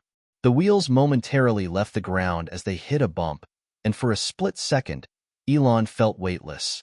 Then, with a bone-rattling crash, the SUV landed hard, the tires screeching against the rocks at the river's edge. The vehicle skidded sideways, teetering on the brink of falling into the water. Elon's heart slammed against his chest as he fought to regain control, his pulse pounding in his ears. He yanked the wheel to the right, narrowly avoiding the drop into the river, but the force of the landing sent the SUV spinning in circles. The headlights of the pursuing vehicles were still visible, though much farther now, but they wouldn't be far behind. "We're going in," Jake yelled, eyes wide with fear. Elon gritted his teeth, the SUV screeching as he fought to steer it toward a small embankment just ahead, hoping it would give them some traction to escape. The muddy slope was slick and treacherous, but it was their only hope. The rear wheels of the SUV sloshed in the mud, sending the vehicle sliding toward the river, but Elon's focus was razor-sharp. He could see the mud-slicked ground rising to meet them like a wall, and he slammed the brakes just in time to prevent them from plunging straight into the water. "Get out!"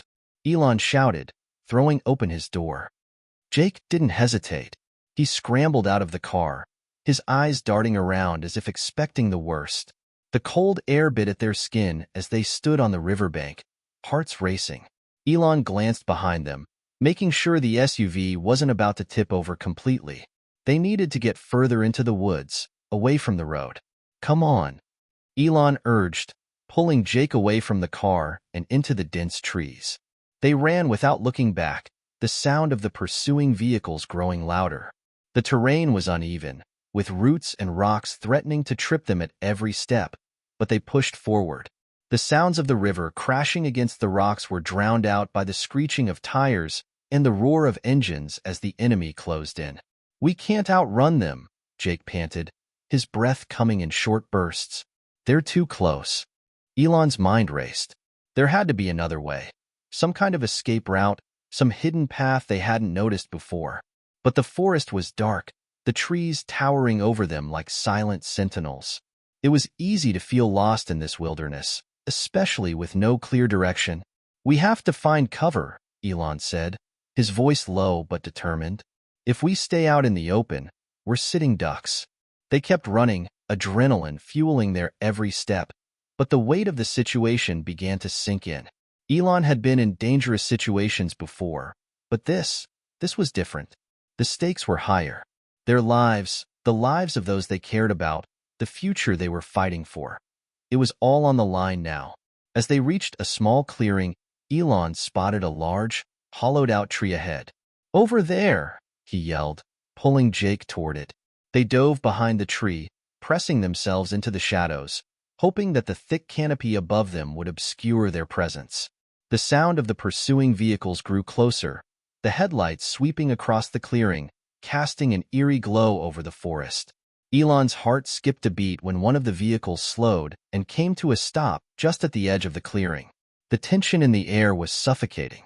Elon held his breath, barely daring to move. His eyes were fixed on the vehicle, watching every subtle movement. There were at least 3 men in the car, 2 in the front and 1 in the back, the latter holding a flashlight as he scanned the surroundings.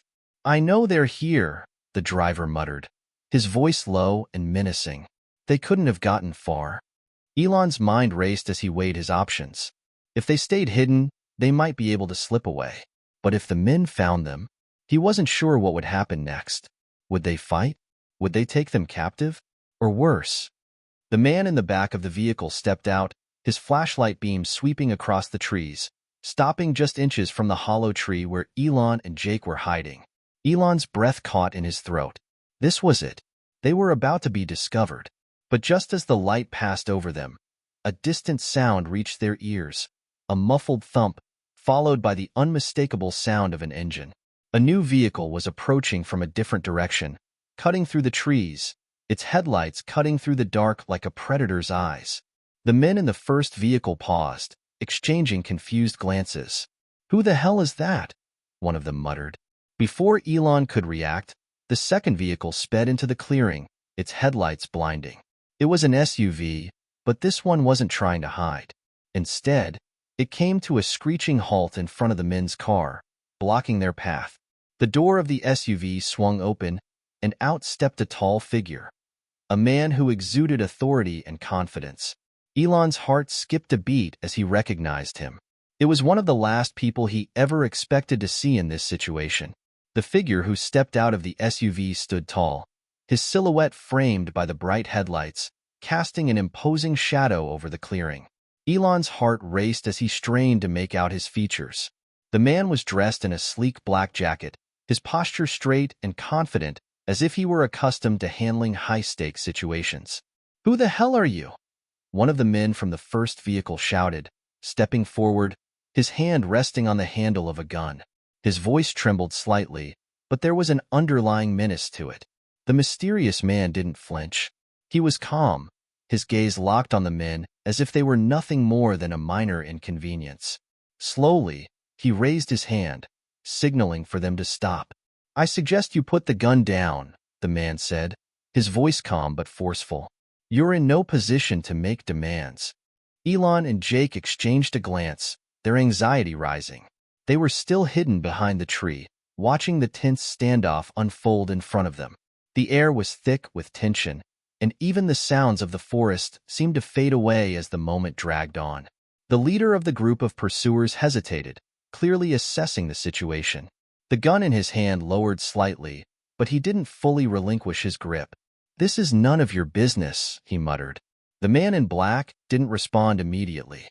He took a slow step forward, his boots crunching against the leaves, then another, until he was standing directly in front of the pursuers. The sudden proximity seemed to unnerve them. They shifted uncomfortably, sensing the danger emanating from this stranger.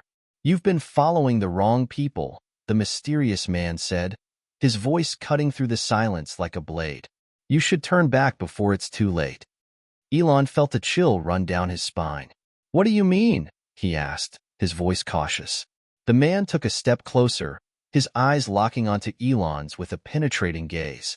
"There are forces at play that go beyond this small-time operation. The people after you are just the beginning. They're part of something much bigger." Elon felt a rush of confusion. "Bigger?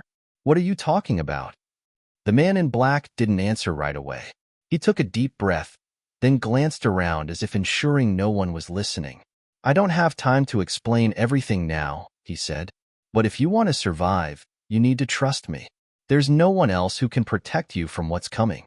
Elon glanced at Jake, who was looking equally bewildered. "Who are you?" Elon asked, his voice full of skepticism. The man finally allowed a small smirk to tug at the corner of his lips. "You can call me Cole," he said. "And as for what's coming, well, you'll find out soon enough." Before Elon could respond, Cole turned sharply, walking back toward his SUV.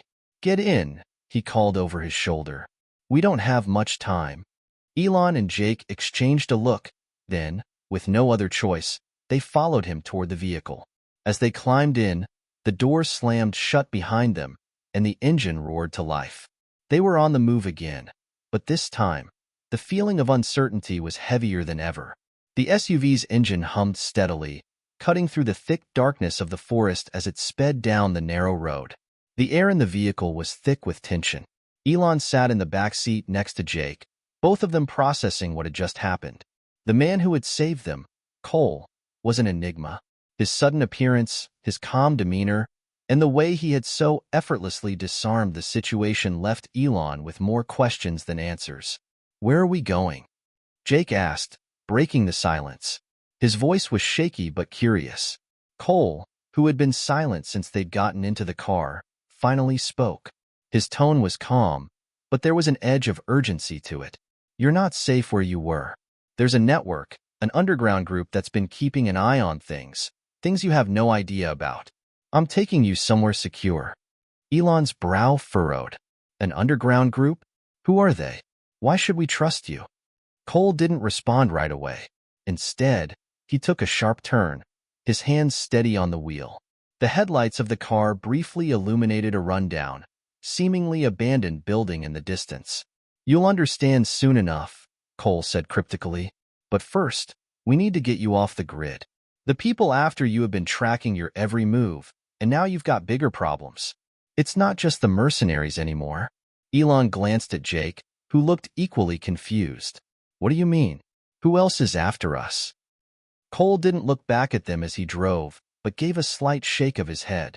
"There are powerful people involved in this.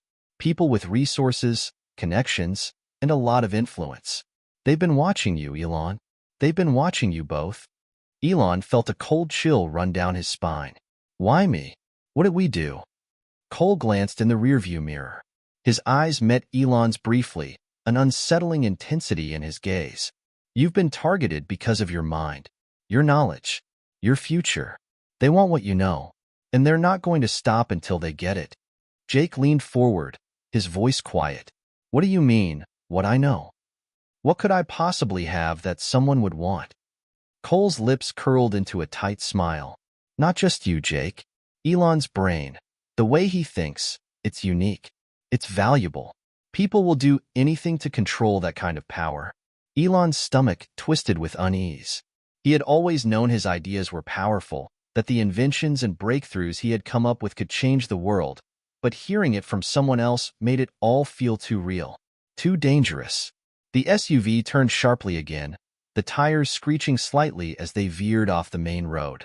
They were now entering what appeared to be a heavily wooded area, the trees towering over them, blocking out much of the moonlight. "We're almost there," Cole said, his voice reassuring yet distant. Elon's mind was racing. He couldn't help but wonder if trusting Cole was a mistake. The man had saved their lives, but there was so much about him that felt off. He wasn't offering answers, just cryptic statements and unsettling warnings.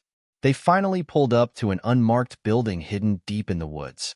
It looked like a warehouse, but there were no signs of activity. No lights, no guards, nothing to indicate it was anything but abandoned. "This is it," Cole said as he parked the SUV. "Follow me, and keep quiet." They stepped out of the car, the cool night air hitting them as they followed Cole toward a steel door that led into the building. Elon's eyes darted around, unsure of what to expect. They were in the middle of nowhere, surrounded by trees, with no one in sight. It felt like they had entered a completely different world, one where normal rules didn't apply.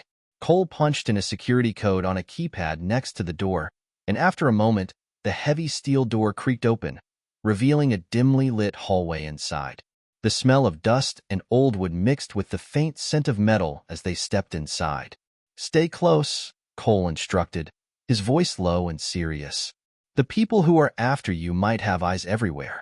We need to get you to a secure room." Elon and Jake exchanged another glance, but neither of them spoke. They followed Cole down a narrow corridor, their footsteps echoing off the walls. The atmosphere in the building was tense, and even though it looked abandoned, Elon couldn't shake the feeling that they weren't alone. Finally, they reached a door at the end of the hallway, and Cole swiped a keycard to unlock it. As the door swung open, Elon's eyes were immediately drawn to the large, high-tech equipment that filled the room. Monitors blinked with data, and various machines hummed softly in the background. "This is our operations room," Cole explained. "We've been monitoring everything. The network, the surveillance, the people after you. They've been making moves for months now." Elon looked around, taking in the advanced technology. "What is this place? Who runs it?" Cole's expression grew serious. "It's a safe house, for people like you. People who have information, who have knowledge that others would kill for. As for who runs it..." He paused, looking at Elon carefully. "Let's just say there are people much higher up the food chain than I am, and I've been tasked with making sure you don't end up as a pawn in their game." Jake, still processing everything, spoke up, his voice trembling. "So we're just supposed to trust you? Trust this underground group?" Cole turned to face them fully, his expression softening just slightly.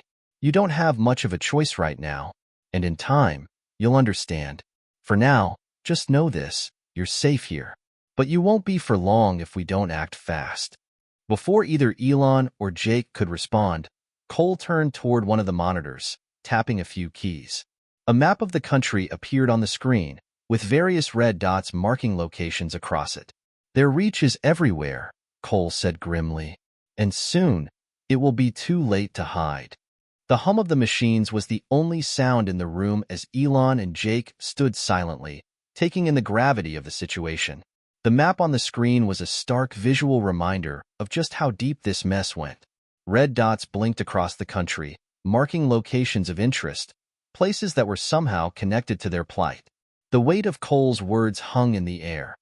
Their reach is everywhere, and soon, it will be too late to hide. Elon could feel the adrenaline coursing through his veins, but it wasn't the excitement of solving a complex problem. It was a visceral, suffocating panic that gnawed at him, knowing they were being hunted by forces with resources far beyond anything he'd ever imagined. Jake broke the silence. His voice was hesitant, his words heavy. "So, what now? We just wait here?" Cole didn't immediately respond. He was too busy typing furiously at a nearby terminal, his face lit up by the glow of the monitor. His fingers moved quickly, like someone who had done this 1,000 times before. Elon noticed the way his eyes darted back and forth between the map and the lines of code on the screen, his expression intense. Finally, Cole turned around, his face grim. "No, you can't just hide forever. This is bigger than you think.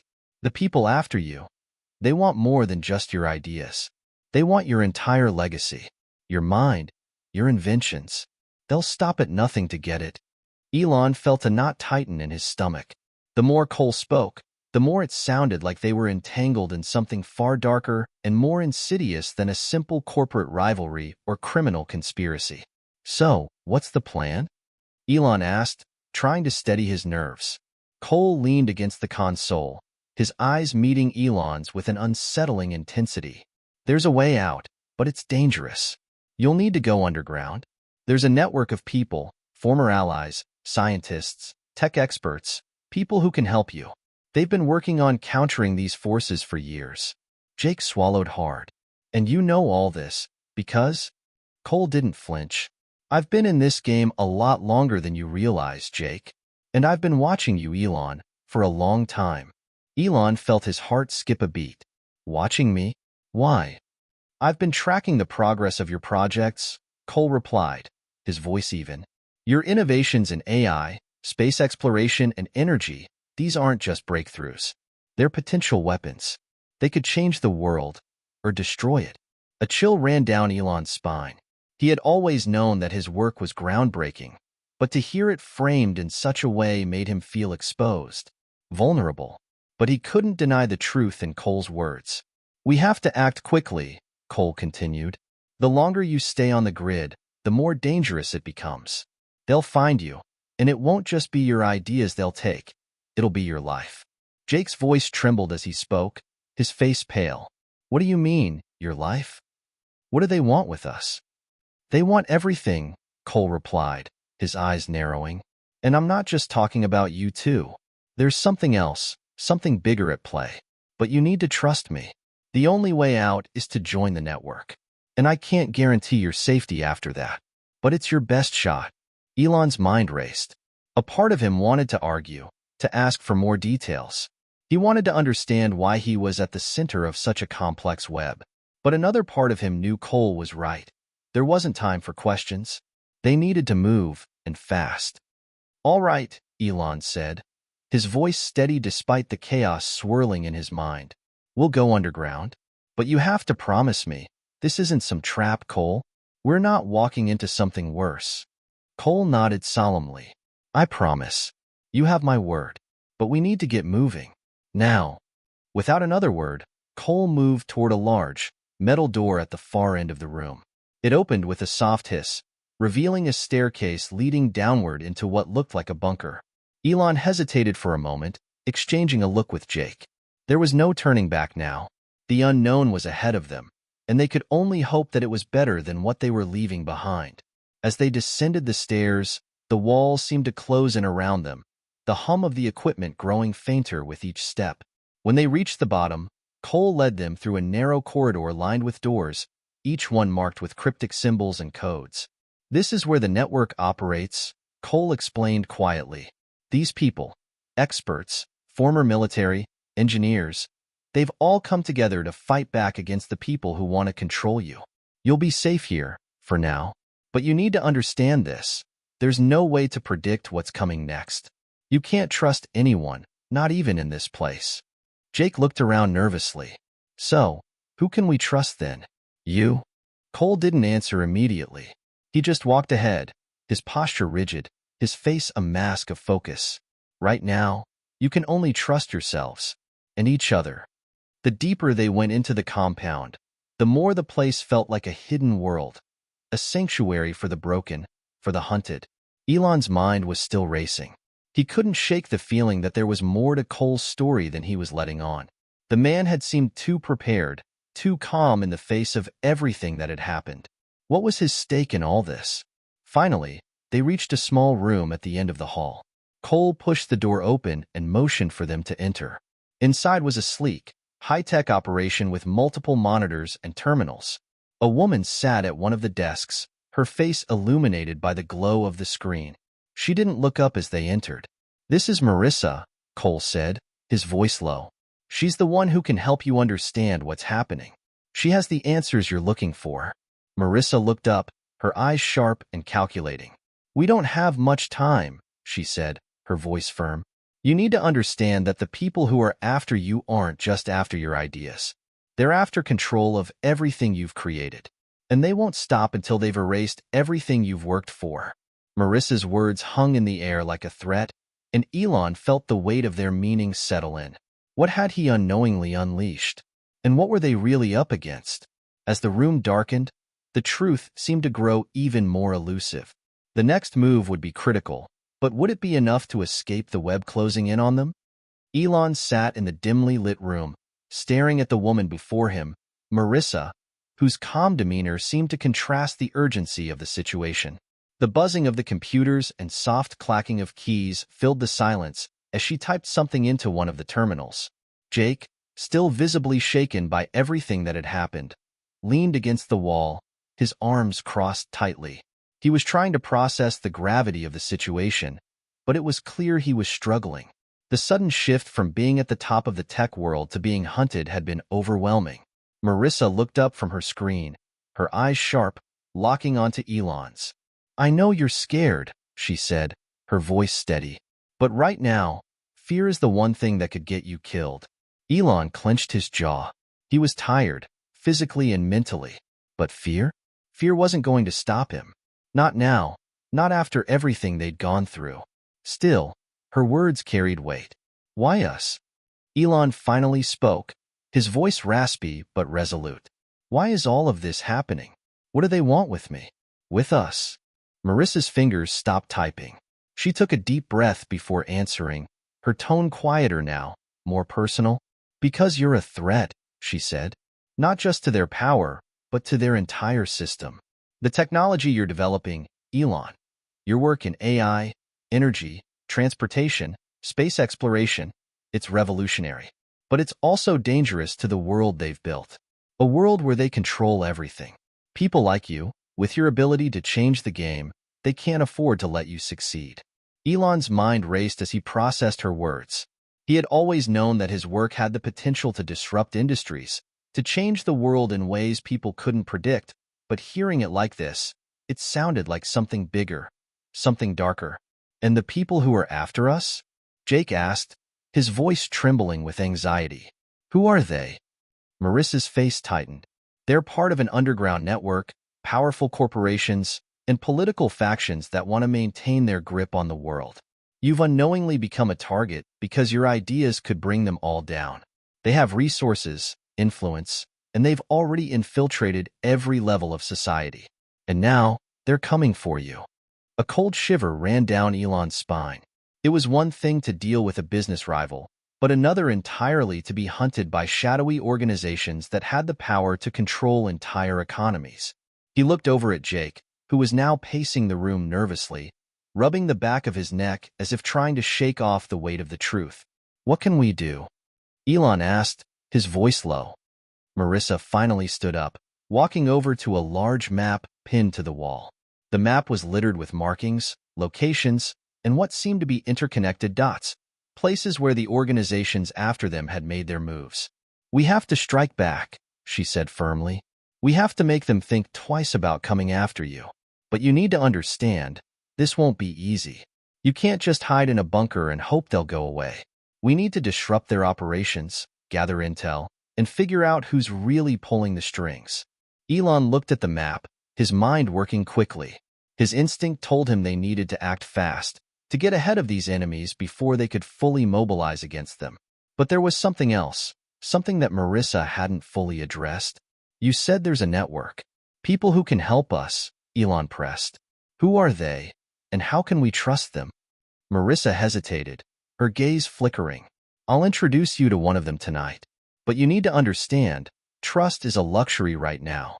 You can't trust anyone outside this room. Not even me." Jake's eyebrows furrowed in confusion. "What do you mean, not even you?" Marissa's eyes hardened. "I've had to work with people whose loyalties are complicated.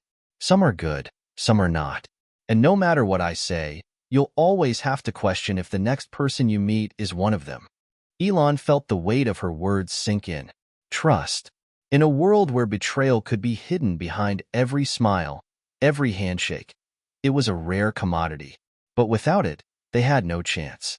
The room felt smaller now, the walls closing in as the gravity of their situation became more real. "Who's coming tonight?" Elon asked, trying to push past the unease. "A man named Victor," Marissa replied. "He's one of the few people I trust in this mess. He's been monitoring the movements of the group after you for months. If there's anyone who knows how to strike back, it's him."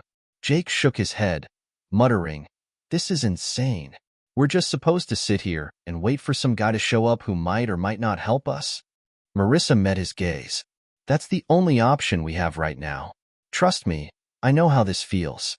But we can't afford to act recklessly. We need to outsmart them, not just outrun them." The tension in the room thickened as the reality of their situation settled in. Time was running out. Elon had never felt so vulnerable in his life. He was used to being the one pulling the strings, making the moves. Now, he was on the other side, waiting, hoping that someone would have the answers they needed. Suddenly, there was a knock at the door. It was sharp, precise. Elon's heart skipped a beat. This was it, the moment of truth. He stood up from his chair, walking towards the door with a mix of anticipation and fear. Marissa stepped forward to open it, revealing a tall, imposing figure standing in the hallway. The man had dark hair, a stubbled chin, and piercing eyes that seemed to take in everything around him. "Victor?" Marissa asked, her voice steady. He nodded once, stepping inside without waiting for a response. His presence filled the room, and for the first time, Elon felt a flicker of hope. Maybe they weren't completely alone after all. Victor's arrival marked a turning point, but it also raised more questions. Was he truly the ally they needed?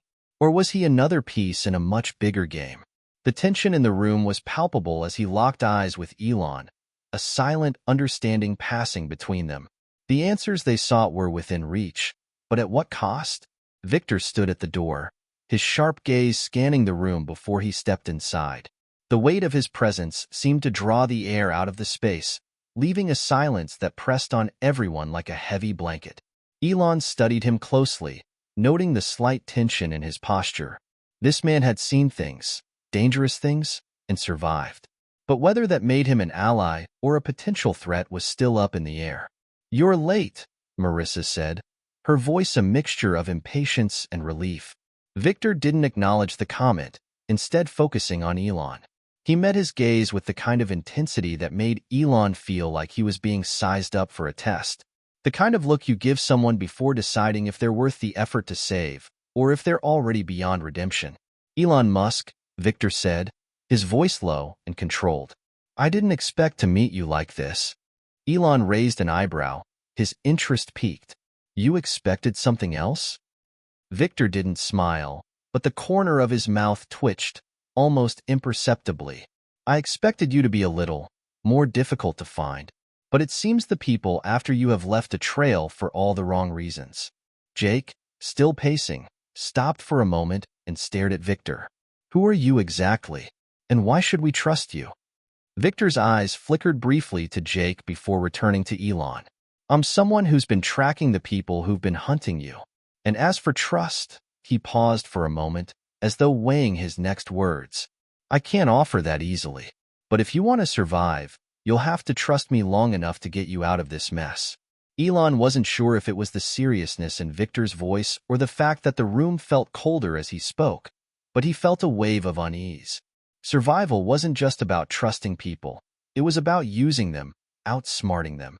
Elon had always relied on his intellect, his ability to think ahead, and to see patterns others didn't. And now, he would need to do that more than ever before. "So, what now?" Elon asked, folding his arms across his chest. "You're here. You found me. Now what?" Victor stepped further into the room, his eyes scanning the map on the wall where Marissa had marked the different locations. His fingers traced the outline of the key targets, the organizations, the hidden players who controlled everything from behind the scenes. "They're closing in on you faster than you think," Victor said. "And right now, there are two options. We either go on the offensive, or we disappear for good." Elon looked at Marissa, who hadn't said a word since Victor entered. She had a stoic expression, but there was something in her eyes, something like resignation. Elon felt a pang of doubt. How far was Marissa willing to go to protect him? And what was she really hiding? What's the offensive? Elon asked, pushing his thoughts aside. He couldn't afford distractions now. He needed answers. Victor pulled a chair out and sat down, the creaking sound of the old wood echoing in the room. We need to strike at their heart, disrupt their operations, make them believe they're not as invincible as they think. Jake's eyes widened. Are you saying we fight back? How? They have resources. We have nothing but a few hours and a plan that's already falling apart. Victor's eyes never wavered. Resources don't matter if you can cripple their infrastructure. If you take out the right players, make them feel vulnerable, they'll scatter. You'll have a window, however small, to take them down for good. Elon nodded slowly, digesting the plan. It wasn't the first time he'd faced overwhelming odds, but this was different. This was a war without clear lines or rules, a battle in the shadows where everyone had their own agenda. And if we disappear? Elon asked, already knowing he wasn't going to like the answer. Victor's gaze darkened. Then you become a ghost, a name in the wind, with no future and no hope of ever regaining what you've lost. Running is an option, but it's a one-way street. Jake let out a short laugh, almost bitterly. So we either fight back, risking everything we've worked for, or we vanish into obscurity. Great choices. Victor's voice turned hard. You think this is easy? That the world owes you safety? No one is safe anymore. Not even you, Elon. The harsh truth hung in the air. Elon had never been one to back down from a challenge, but this was unlike anything he'd faced before. This wasn't about innovation or competition. It was about survival, about whether or not he could outthink an enemy who knew the game better than anyone. I need time, Elon said, his voice steady. Time to process this. Time to think. This isn't something I can just jump into without knowing exactly what we're up against. Victor nodded. Time is something we don't have, but I'll give you what I can. But know this, every second you wait, the walls close in on you. A heavy silence followed as the weight of their reality set in. The threat wasn't just looming. It was already here, waiting at the door. Marissa's voice broke the silence. Victor's right. We don't have the luxury of time, but we can use what we have. We need to make our move soon. Tonight, ideally. Elon exhaled deeply, trying to push away the anxiety that crept up. He had always been the one to control the narrative, to turn the odds in his favor. Now, though, it was all about quick thinking and reaction. And he wasn't sure if he had it in him anymore. The next few moments would decide everything. As the room filled with tension, the sound of a phone vibrating broke the silence. Marissa quickly glanced at her phone, her expression faltering as she saw the message. We've got a problem, she said, looking up at Elon. They found us. The game had changed. The weight of Marissa's words hung heavily in the air, causing the room to feel even smaller, tighter. Elon stood frozen for a moment, his mind racing through every possible outcome. He had been through high-stakes situations before, but this was something else entirely. They weren't just being hunted. They were being boxed in, cornered by a force they hadn't fully understood yet. Victor leaned forward, his eyes narrowing as he observed Marissa's reaction. What's the message? He asked, his voice calm but intense. Marissa didn't answer immediately. Her fingers trembled slightly as she typed a response, her eyes scanning the screen. Then, she met Elon's gaze, her face pale. It's from someone I thought was still on our side, she said quietly. They've tracked us. The people who've been pulling the strings, they know exactly where we are. Jake's face twisted in frustration. How could they have found us so quickly? We've been careful. Victor stood up abruptly, his expression darkening. They're more connected than you realize. They've been watching you all along. Every move, every step you've taken. And now they've made their move. Elon's mind snapped into overdrive. He had no time to waste. No time to wallow in disbelief or fear. His eyes flicked to the map on the wall, the markings of possible escape routes, safe houses, and key players. We need to move, and we need to move now, Elon said, his voice commanding, filled with urgency. Victor nodded, his face grim. We've got a small window. We won't be able to outrun them forever, but we can outsmart them. If we act quickly, we might have a chance to turn the tables. The tension in the room was palpable as everyone gathered their things, the reality of their situation sinking in. There was no time for hesitation. The path they were on was now a one-way street, leading toward an unknown, dangerous future. Marissa moved to the door, her hand hovering over the handle. "Do you think we can pull it off?" she asked, her voice quieter now, more vulnerable. Elon took a deep breath, forcing down the surge of panic that threatened to rise. He couldn't afford to show fear, not now, not in front of the people who were relying on him. "We don't have a choice," he replied, his tone steady. "We either fight back or we disappear. There's no middle ground." Victor gave a curt nod. "Then let's fight. Let's make sure they know we're not going down without a fight." Jake turned to Elon. "You know, if we do this, if we take the fight to them, there's no going back. We'll be marked. They'll come after us with everything they have." Elon met his gaze, his jaw clenched. "I know, but I've been marked since the moment I got involved in this mess. I can't back down now. Not when there's a chance to turn the tables." Victor grabbed a bag from the corner and tossed it to Elon. "Get everything you need. We don't have time for second thoughts." Elon opened the bag, quickly assessing the contents. It wasn't much, just the essentials: cash, a burner phone, a few documents. He shoved it all into his jacket and turned toward the door. As he reached for the handle, a thought crossed his mind. They weren't just trying to ruin him, they were trying to destroy everything he had built. And they wouldn't stop until they did. He took one last look at the room. The map, the plans, the faces of the people who had chosen to follow him into this chaos, and he knew, with a sudden clarity, that this would be the defining moment of his life. There would be no more running, no more hiding. The only option left was to face the storm head-on. The streets outside were alive with the evening rush, the sounds of cars and people moving in every direction.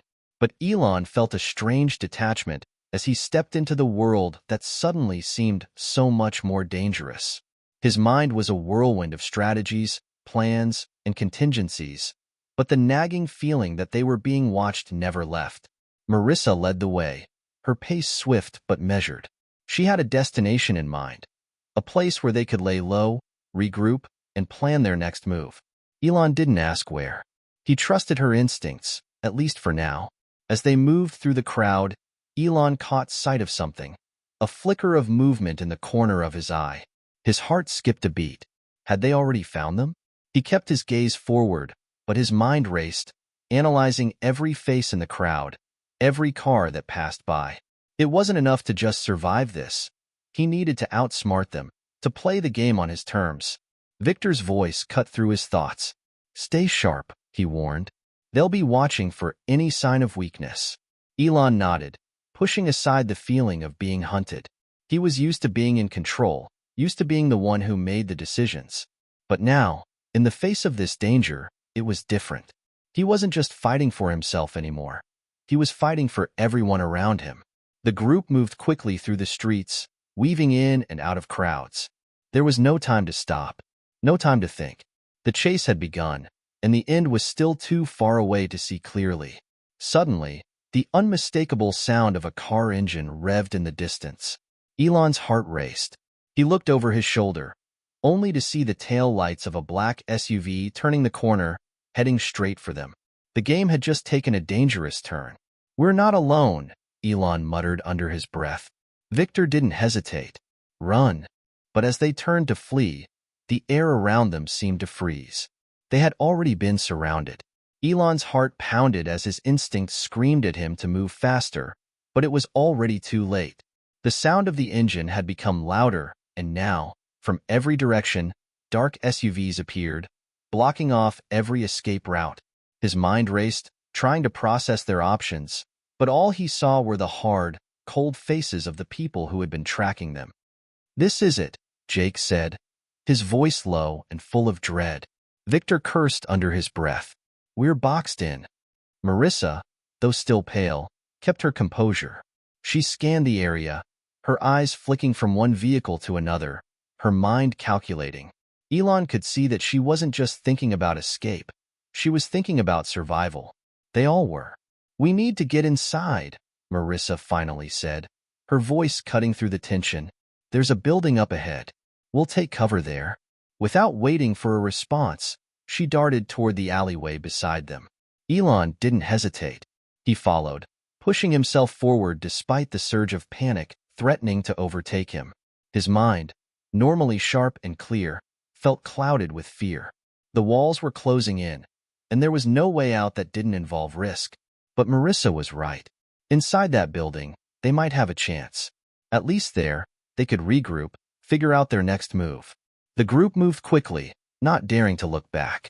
Elon could hear the sound of footsteps behind them, hunting them, closing in.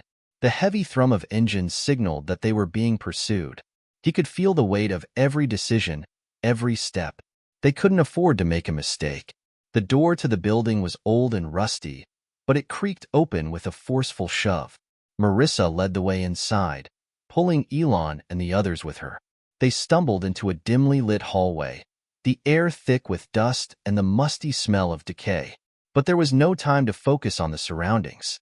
The only thing that mattered now was getting to the second floor. Upstairs now, Victor barked, already sprinting toward the staircase. They moved as quickly as they could, their footsteps echoing off the walls. As they reached the top of the stairs, the sound of the door slamming shut behind them made Elon's heart leap in his chest. They were trapped on the second floor, with no obvious way out. The windows were boarded up, the door locked. It was clear the building had been abandoned for years, but now it was their last hope for survival. Marissa turned to face the group, her face determined but tight with stress. We need to stay quiet. They'll be here soon. Elon felt the weight of the moment pressing down on him. Their only option was to fight their way out or wait and hope for a miracle. How long do you think we have? Jake asked, his voice strained. Not long, Marissa replied. Maybe 20 minutes, half an hour. But we can't count on that. Elon's mind spun with the possibilities. The attackers would have the building surrounded soon, and there was nowhere to run. But there had to be something he was missing. There always was. Just as Elon was about to speak, a noise came from the back of the room, a soft, almost imperceptible sound. He turned toward it, his heart in his throat, ready for anything. Was it them? Were they already inside? But no, it wasn't the enemy. It was a figure, stepping out of the shadows. A man in his late 40s, wearing a black coat and a gray scarf, stood in the doorway, looking like he had just emerged from nowhere. Elon's first instinct was to assume this was another enemy, but something in the man's posture, the way he moved, told a different story. Who are you? Elon demanded, his voice sharp. The man smiled faintly, raising his hands in a gesture of peace. I'm not with them, he said, his voice low but clear. I'm here to help. Victor's expression hardened. Help? How do we know we can trust you? The man's eyes glinted with a quiet intensity, as though he had seen far worse than anything they had encountered so far. Because I've been watching them. I know their next move. I can help you get out of here alive. Elon felt a glimmer of hope, but he didn't let his guard down. How do we know you're telling the truth? He asked, his voice steady. The man looked at him for a long moment, then stepped closer, lowering his voice. Because I'm the one who's been feeding you information. I'm the one who tipped you off about the safe houses, about the people tracking you. A chill ran down Elon's spine. You're the one who's been helping us? The man nodded. I knew they'd catch on eventually, but I had to make sure you were ready for this. You're not just fighting for your life. You're fighting for something bigger. And if you don't act now, it's all over. Elon's mind raced, piecing together the fragments of information he had received over the past few days. If this man was telling the truth, then they had a chance. Just a slim one. All right, Elon said, his voice low. What's the plan? The man smiled again, though it was more like a grimace. We don't have much time, but I've got a way out. A secret passage. It'll get you past their perimeter. It's your only shot. Just as the group started to move toward the man, the unmistakable sound of gunfire echoed from below, followed by shouts. They were already inside. The enemy was closing in. Marissa's eyes widened. They found us. Elon's heart raced. There was no more time to think. They had to move. Move now, Victor shouted. But as they turned to follow the mysterious ally, the lights flickered and the door slammed shut behind them. It was too late to run. The trap was set. The air was thick with tension as the door to the stairwell slammed shut behind them. Elon's pulse hammered in his chest, his breath shallow and quick. The gunshots from downstairs echoed through the building, the sound of men yelling and footsteps approaching with terrifying speed. It felt like the walls themselves were closing in. Marissa's eyes were wide with panic. "We need to move now," she yelled, looking frantically at the strange man who had appeared from the shadows. He nodded grimly, signaling for them to follow him. "This way," he said, his voice low and urgent. "Hurry." The group moved as fast as they could through the darkened hallways. The building seemed to twist and turn in strange ways, as though it were alive, constantly shifting to confuse them. Elon couldn't tell if it was the layout of the place or the mounting pressure that was making his mind reel, but he followed the man without hesitation. The passage they entered was narrow and claustrophobic, dimly lit by a few flickering bulbs. The scent of mildew and dust filled the air, and the sound of their footsteps reverberated off the walls. The man led them down a set of old, creaky stairs that descended deeper into the building. Elon tried to steady his breathing, his heart still racing from the near encounter with the enemy downstairs. They had to get out. Suddenly, the man paused in front of a thick, rusted door at the bottom of the stairs. "This is it," he said, his voice tight. "Behind this door is a tunnel that leads to a safe house. It's your best shot." Victor stepped forward, taking the lead. "How do we know it's not another trap?" The man turned, his expression hardening. "You don't, but it's the only choice you have." There was a long silence as the group exchanged uneasy glances. Elon felt the weight of the decision settle on him. They could either trust this man and take the risk, or stay where they were and face certain death. "Let's go," Elon said, making the decision for them. "We don't have time to debate." The man nodded, stepping forward to open the door. It creaked on its hinges, revealing a dark, narrow tunnel that seemed to stretch far into the unknown. Marissa hesitated for a moment, her hand gripping the doorframe. "What happens after we get through the tunnel?" she asked, her voice shaking with the weight of the situation. The man met her gaze, his eyes full of a quiet intensity. "I'll get you to safety. That's all I can promise." With no other choice, they filed into the tunnel one by one. Elon felt the cool air of the underground space as they made their way forward, the faint sound of their breathing the only noise in the oppressive silence. It was dark, so dark that Elon couldn't see his hand in front of his face. The man led the way, his figure a shadow against the blackness. After what felt like an eternity, the tunnel began to slope upward, and the air became fresher, less stale. Elon's body ached from the tension, but he kept pushing forward, determined to see this through. As they neared the end of the tunnel, Elon's instincts began to buzz with unease. Something felt wrong. It was too quiet. They hadn't heard the sounds of pursuit in a while, but it didn't sit right. Why weren't they being followed? Suddenly, the man at the front of the line stopped. "Wait here," he instructed in a low voice. "I'll check ahead." Elon exchanged a glance with Victor. Something wasn't adding up. They had been running for their lives, yet this man was acting like nothing was wrong. The unease gnawed at Elon's stomach. A few moments later, the man returned, a strange look on his face. "It's safe," he said, his voice almost too calm. "Follow me." But Elon's gut told him to be cautious. He had learned the hard way that not everyone could be trusted. As they emerged from the tunnel, the night air hit them, cool and refreshing. They were out free, at least, that's what Elon thought. But as he looked around, he saw something that made his blood run cold. The safe house wasn't a house at all. It was an open field, and surrounding them were men, dozens of them, all armed and waiting. Elon froze. The man in front of them wasn't their ally. He was one of the enemy. "You led us into a trap," Elon said, his voice ice-cold with realization. The man smirked, stepping aside as his men closed in. "I had to make sure you didn't run. You see, it's not just about keeping you alive. It's about controlling you." Marissa gasped, and Jake cursed under his breath. Elon's mind raced. The man had been playing them from the beginning. There had never been a safe house, just a way to lead them to this point. "Why?" Elon demanded, his voice filled with fury. "Why do you want me?" The man smiled, his eyes glinting with dark amusement. "You're more valuable than you realize, Musk. You've got too much power, too much influence. And now, we're going to make sure you don't have a choice but to work for us." Elon's hands clenched into fists as he faced the enemy, realizing how far they had been pushed into a corner. But just as the leader of the men took a step forward, the sound of engines roaring to life shattered the silence. Out of nowhere, a convoy of trucks screeched to a halt, and armed figures piled out, guns drawn. Elon's heart skipped a beat. Were these friends, or more enemies?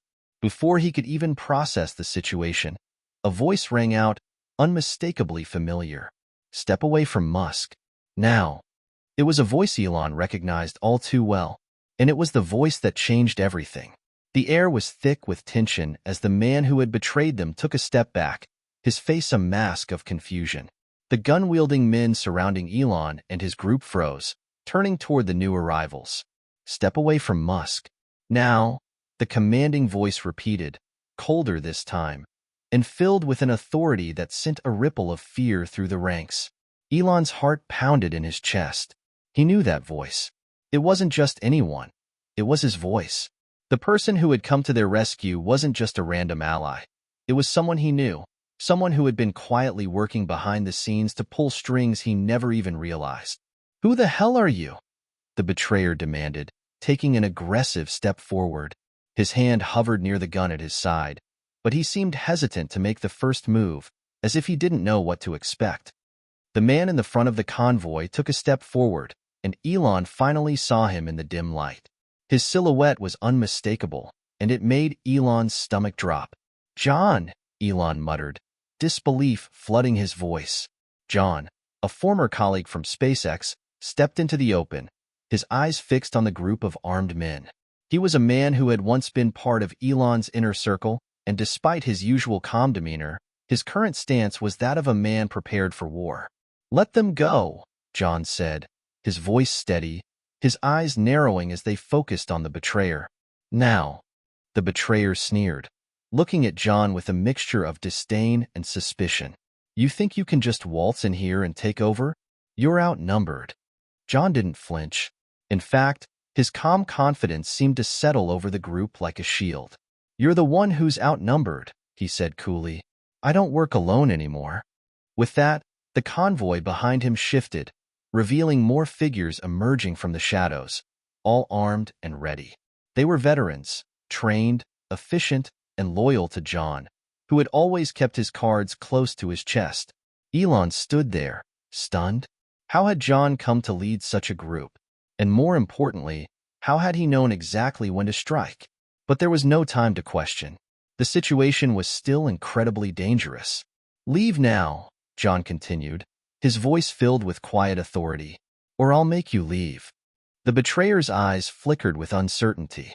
Elon could tell that he was weighing his options, calculating how many men he could lose without risking his own survival. But in that moment, it was clear that he wasn't willing to take a chance. "Retreat," he barked, his voice tight with frustration. With that order, the men slowly began to back off, though they kept their weapons aimed at Elon's group. The betrayer turned and stormed off into the shadows, his men reluctantly following behind. Elon let out a breath he didn't realize he was holding. John walked up to him, offering him a small, almost rueful smile. "You look like you've seen a ghost." Elon shook his head, still processing the surreal turn of events. I don't understand. Why are you here? What's going on?" John's expression softened, his gaze flicking toward the others before settling back on Elon. "I've been keeping an eye on you, Musk. From the beginning. There's a lot more going on than you realize. They were never after you just for your money. They wanted control." "I know," Elon said, his voice steady. "But why didn't you tell me? Why all the secrecy?"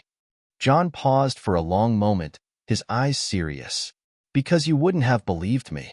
You're too involved in the game, Elon. Sometimes you need to step back and see the bigger picture." Elon's mind raced. Everything had been a lie. The twists, the betrayals, the games of power. John had been there, watching from the sidelines, quietly orchestrating things from behind the scenes. And now, he was offering him a way out, but at a price. So, what now? Elon asked, feeling the weight of the moment settle in. The world they had been running from had just been turned on its head, but it was far from over. John's lips curled into a faint, enigmatic smile. Now, we finish what we started. The next few days passed in a blur.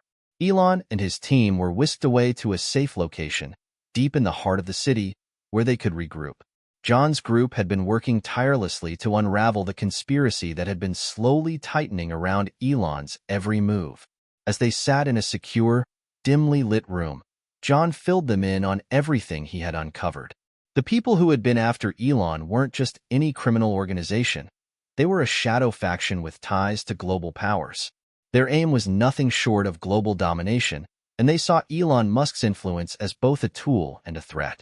They knew you were too powerful to ignore, John explained, his tone grim, but they also saw you as an obstacle.